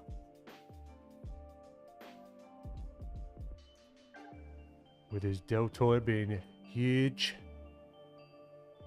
I wish the camera were mounted on a toy train moving around the corners of the room, capturing nice angles. That would be pretty cool. But also, this side of the room isn't very interesting at all. This is all a facade. Hello, Ben. I wanted to know, how do I identify values in this triangle wheel, like in the square wheel? I know that sliding up and down changes the values, but I don't know how that works with the triangle wheel. With the brightness here. Right there. The brightness is going to change the value. To a certain extent. Right? This is still your value. Well, the brightness changes the brightness, not necessarily the value, right? So if we choose a hue, right? And we just do brightness up. See how it just goes to the middle? That's not the brightest that the value can go, because you could go up this way as well. It can reduce, it'll reduce the saturation, but it's not, that's your brightest white. All right, so here, this and this, very different values. All right, so here's your values on the left-hand side, the black and white. Then you've got your saturation. Right, it's just another layout, really. Nothing too dissimilar to the square one. I just like the circular one because I can be like, all right, if I've got this gray here, for example, I can be like, I want to warm it up a little bit. So, or even like cool it down a little bit. Well, it's kind of hard to like say cool down the blue, but you know, or like put it more towards the greens, let's say, or put it more towards the purples. I could just do that, adjust the values, and then I can start doing it like that, which I like. It's just a preference thing, really. Remember the green screen era? Oh, what a headache that was. Holy shit. Absolute pain. You never know. It could come back. I could get inspired again to try some things with it, but in reality, I'll probably use it for some like long form videos.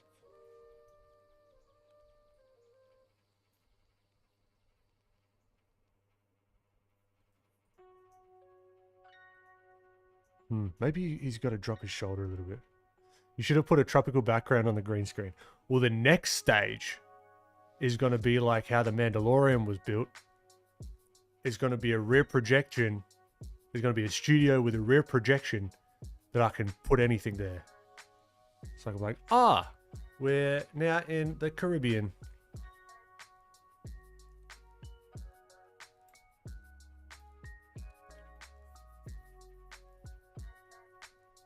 Now we're on the moon. So unnecessary and extremely expensive. So it's not going to happen for a long time. But I'd love to do that. That'd be good fun, I reckon.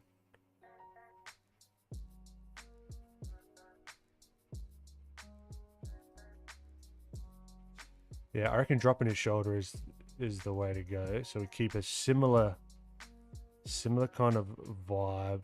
We could also just like simplify the forms here. Don't have to get all the muscles in there just yet. We can...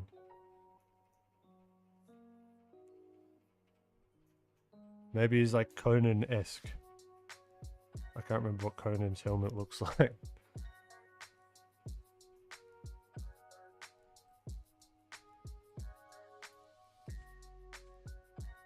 Maybe he's like, he's very not happy.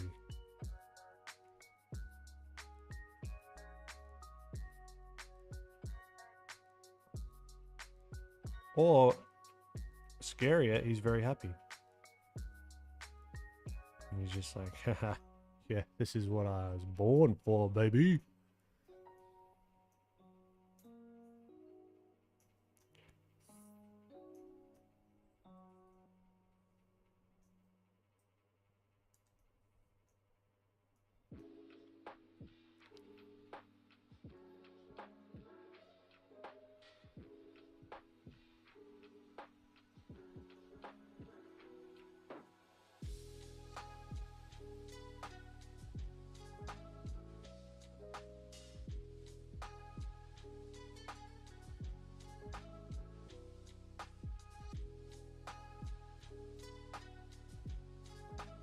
Latissimus, Teres Major,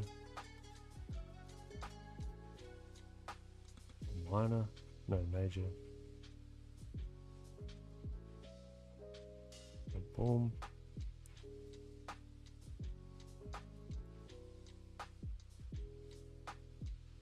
I think we could even bring it down further.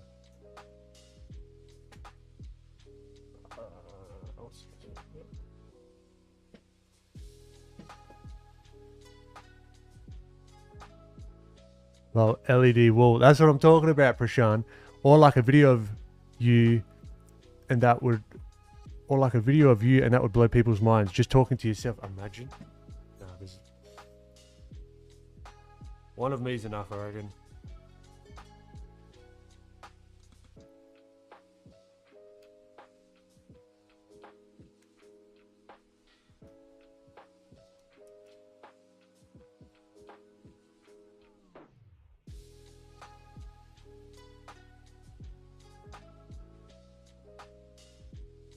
Keep it simple. See, that feels a little bit more dynamic. Just shabang, shaboom. Pop, pop, pop.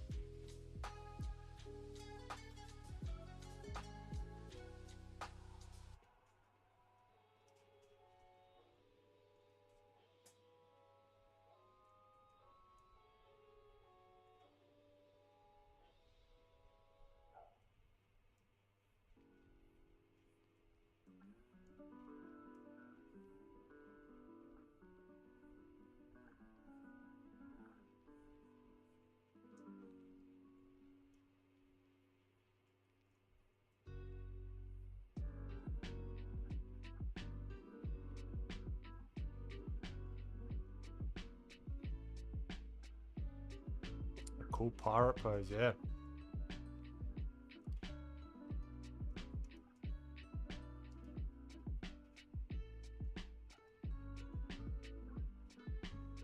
And just one of those like pirate swords. Do want to push, like work in the X, Y, and Z, whatever these would be, you know? Want to push stuff in the back. Make sure we're utilizing the three-dimensional space. Like if I was to throw this in a box, there's depth to it, you know?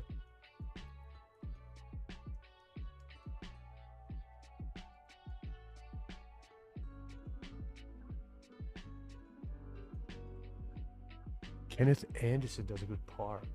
I'll have to check it out.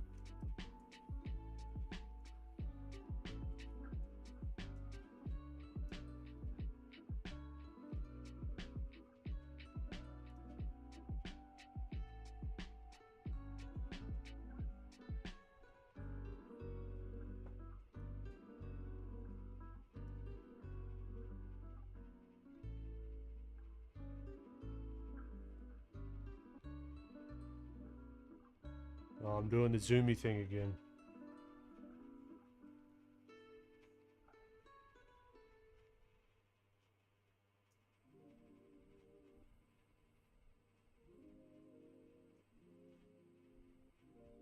Did you know that pirates, also, this might be completely untrue, so take it with a pinch of salt. Did you know that pirates wore an eye patch, not because that they lost their eye, it was because when they go below deck, they could flip up like their eye patch so that they could see quickly when they go down, so at least one of their eyes could adjust to the exposure. Look it up, because I didn't. I heard it somewhere. It is true. There you go.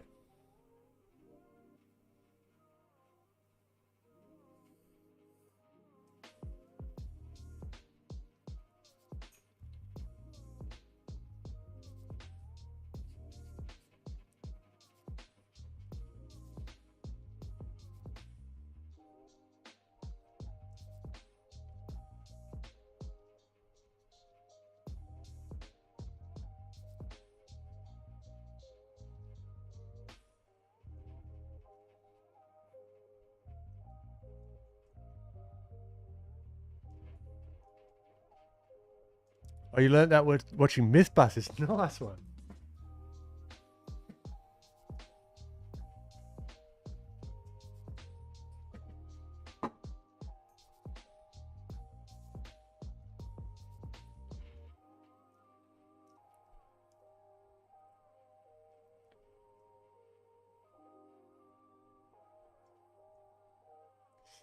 Who told you that, Ben? I can't remember. I think it was like maybe someone tweeted it.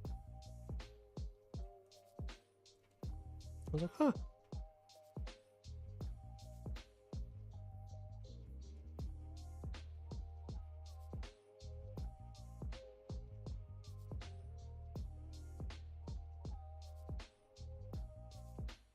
Go ahead. I think it's true, though. At the end of the day, a fact is just an opinion most people agree on. If you think about it, oof, deep.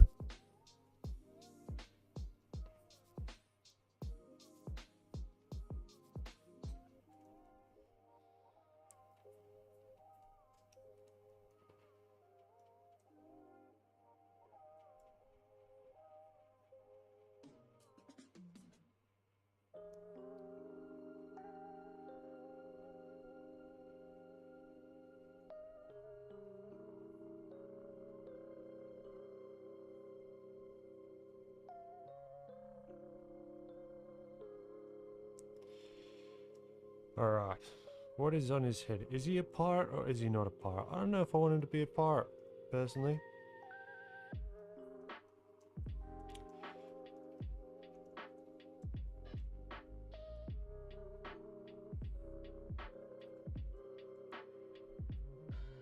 Whatever he is, we got to think about his perspective. Not his ideals, or the way he sees the world, but the perspective that he is in his pose.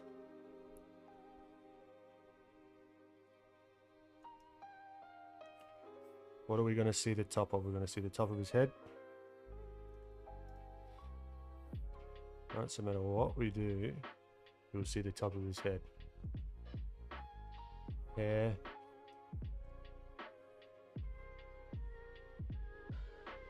Or headdress. I don't know. No, I like the idea of hair. It was like Conan.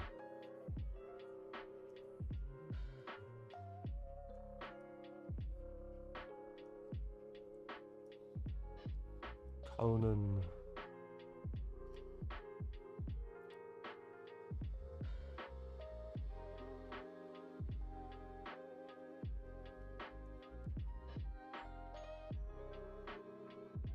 Then some of them might only have one eye. What do pirates do with one eye do? See out of one eye? Yeah, pretty much. He looks like a basketball player from Space Jam. Oh yeah, he does too. Yeah, you're not wrong. It's like the big open mouth with the teeth showing.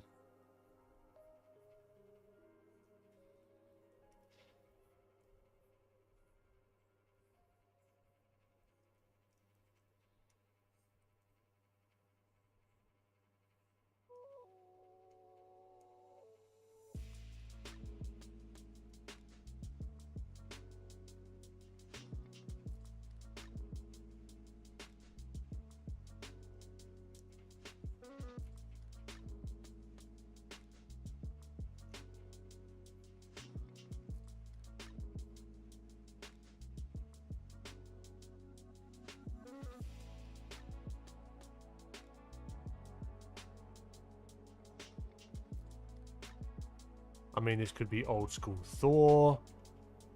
It could turn into all sorts of stuff.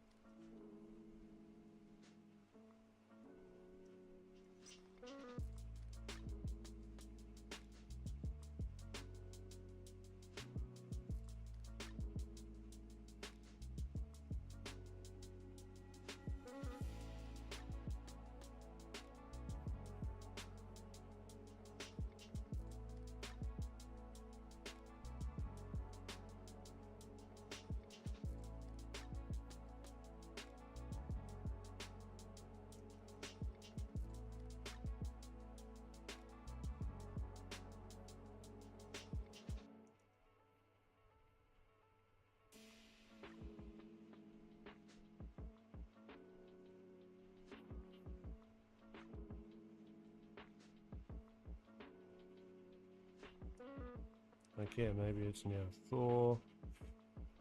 Who knows?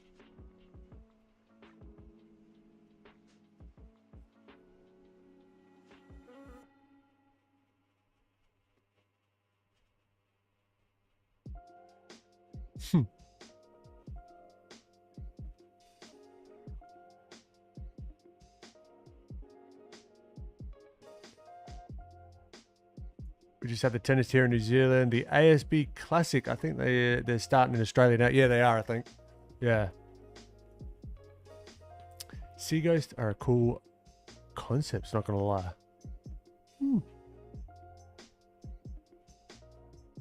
He lost his hand to a crocodile hook. Until you zoomed out, I thought I hallucinated the previous Nadal drawing.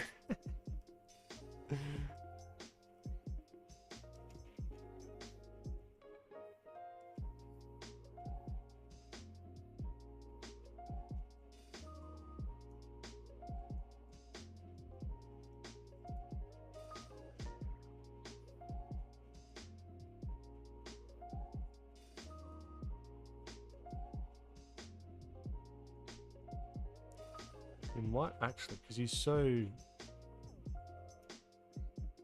big boy. We might actually have to see this other side of the arm.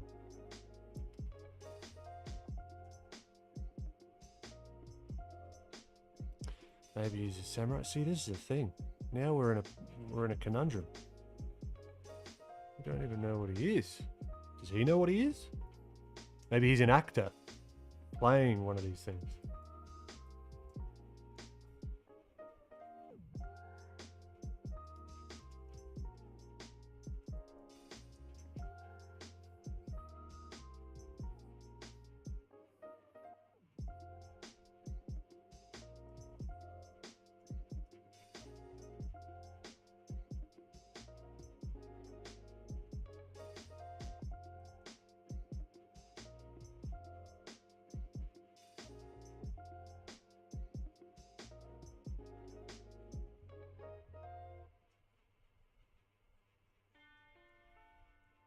Bam, latissimus.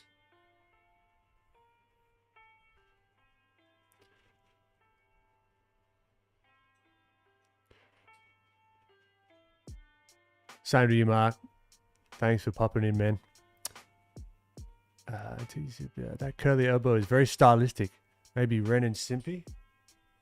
I can't remember where I got the curly elbow from. I do like it though. I like a good little curly elbow.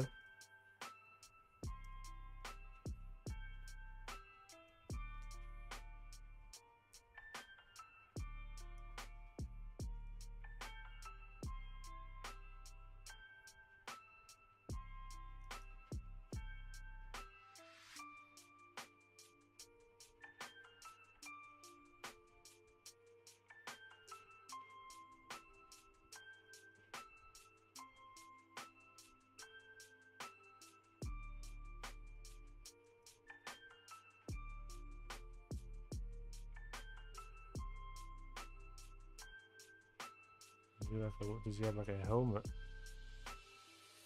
I don't know. So many directions to go in.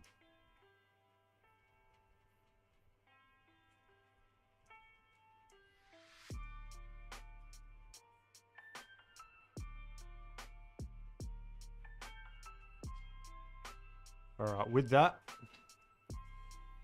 I reckon we'll call it a day.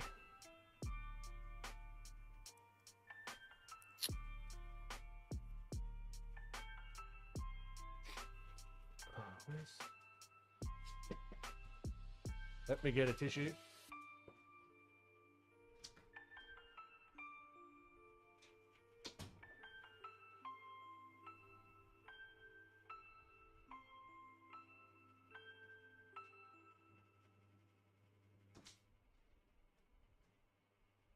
Oh, and we'll call it a day.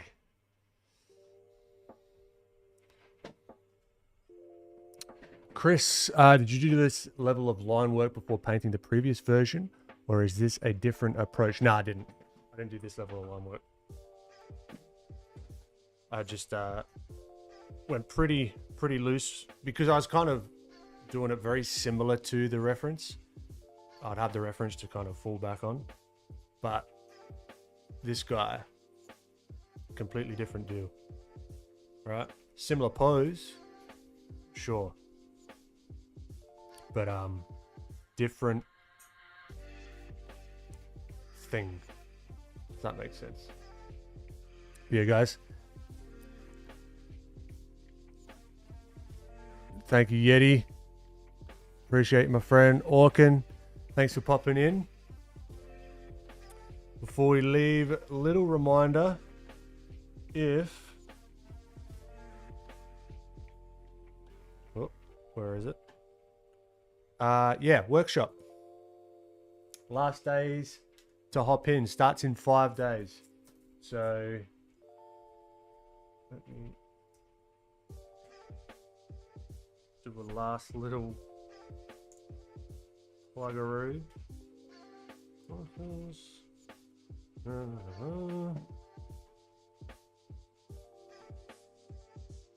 All right. If you want to have some fun in 2026,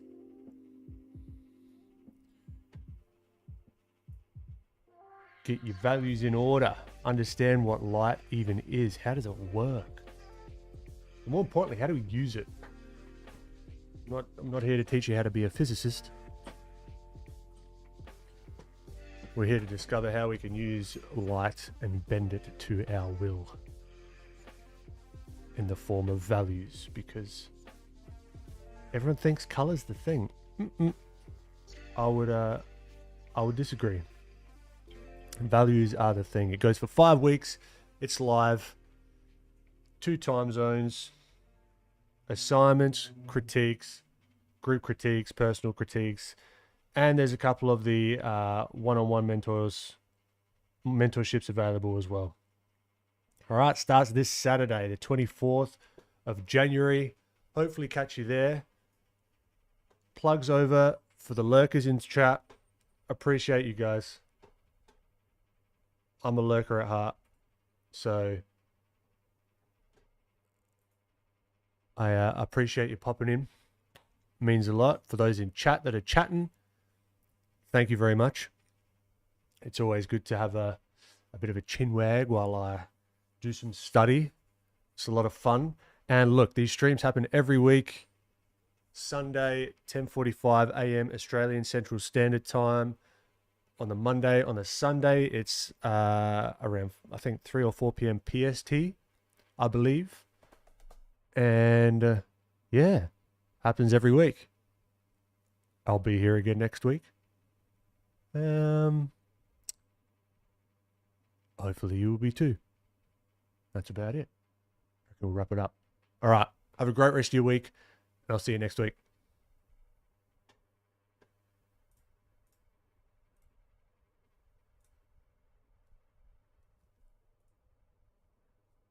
How annoying. I can't end the stream until you verify it's me. How did I start the stream? What's going on? Well, I guess we're still here until Google lets me end the stream. That's all right. It's your bandwidth. That's also churning Google.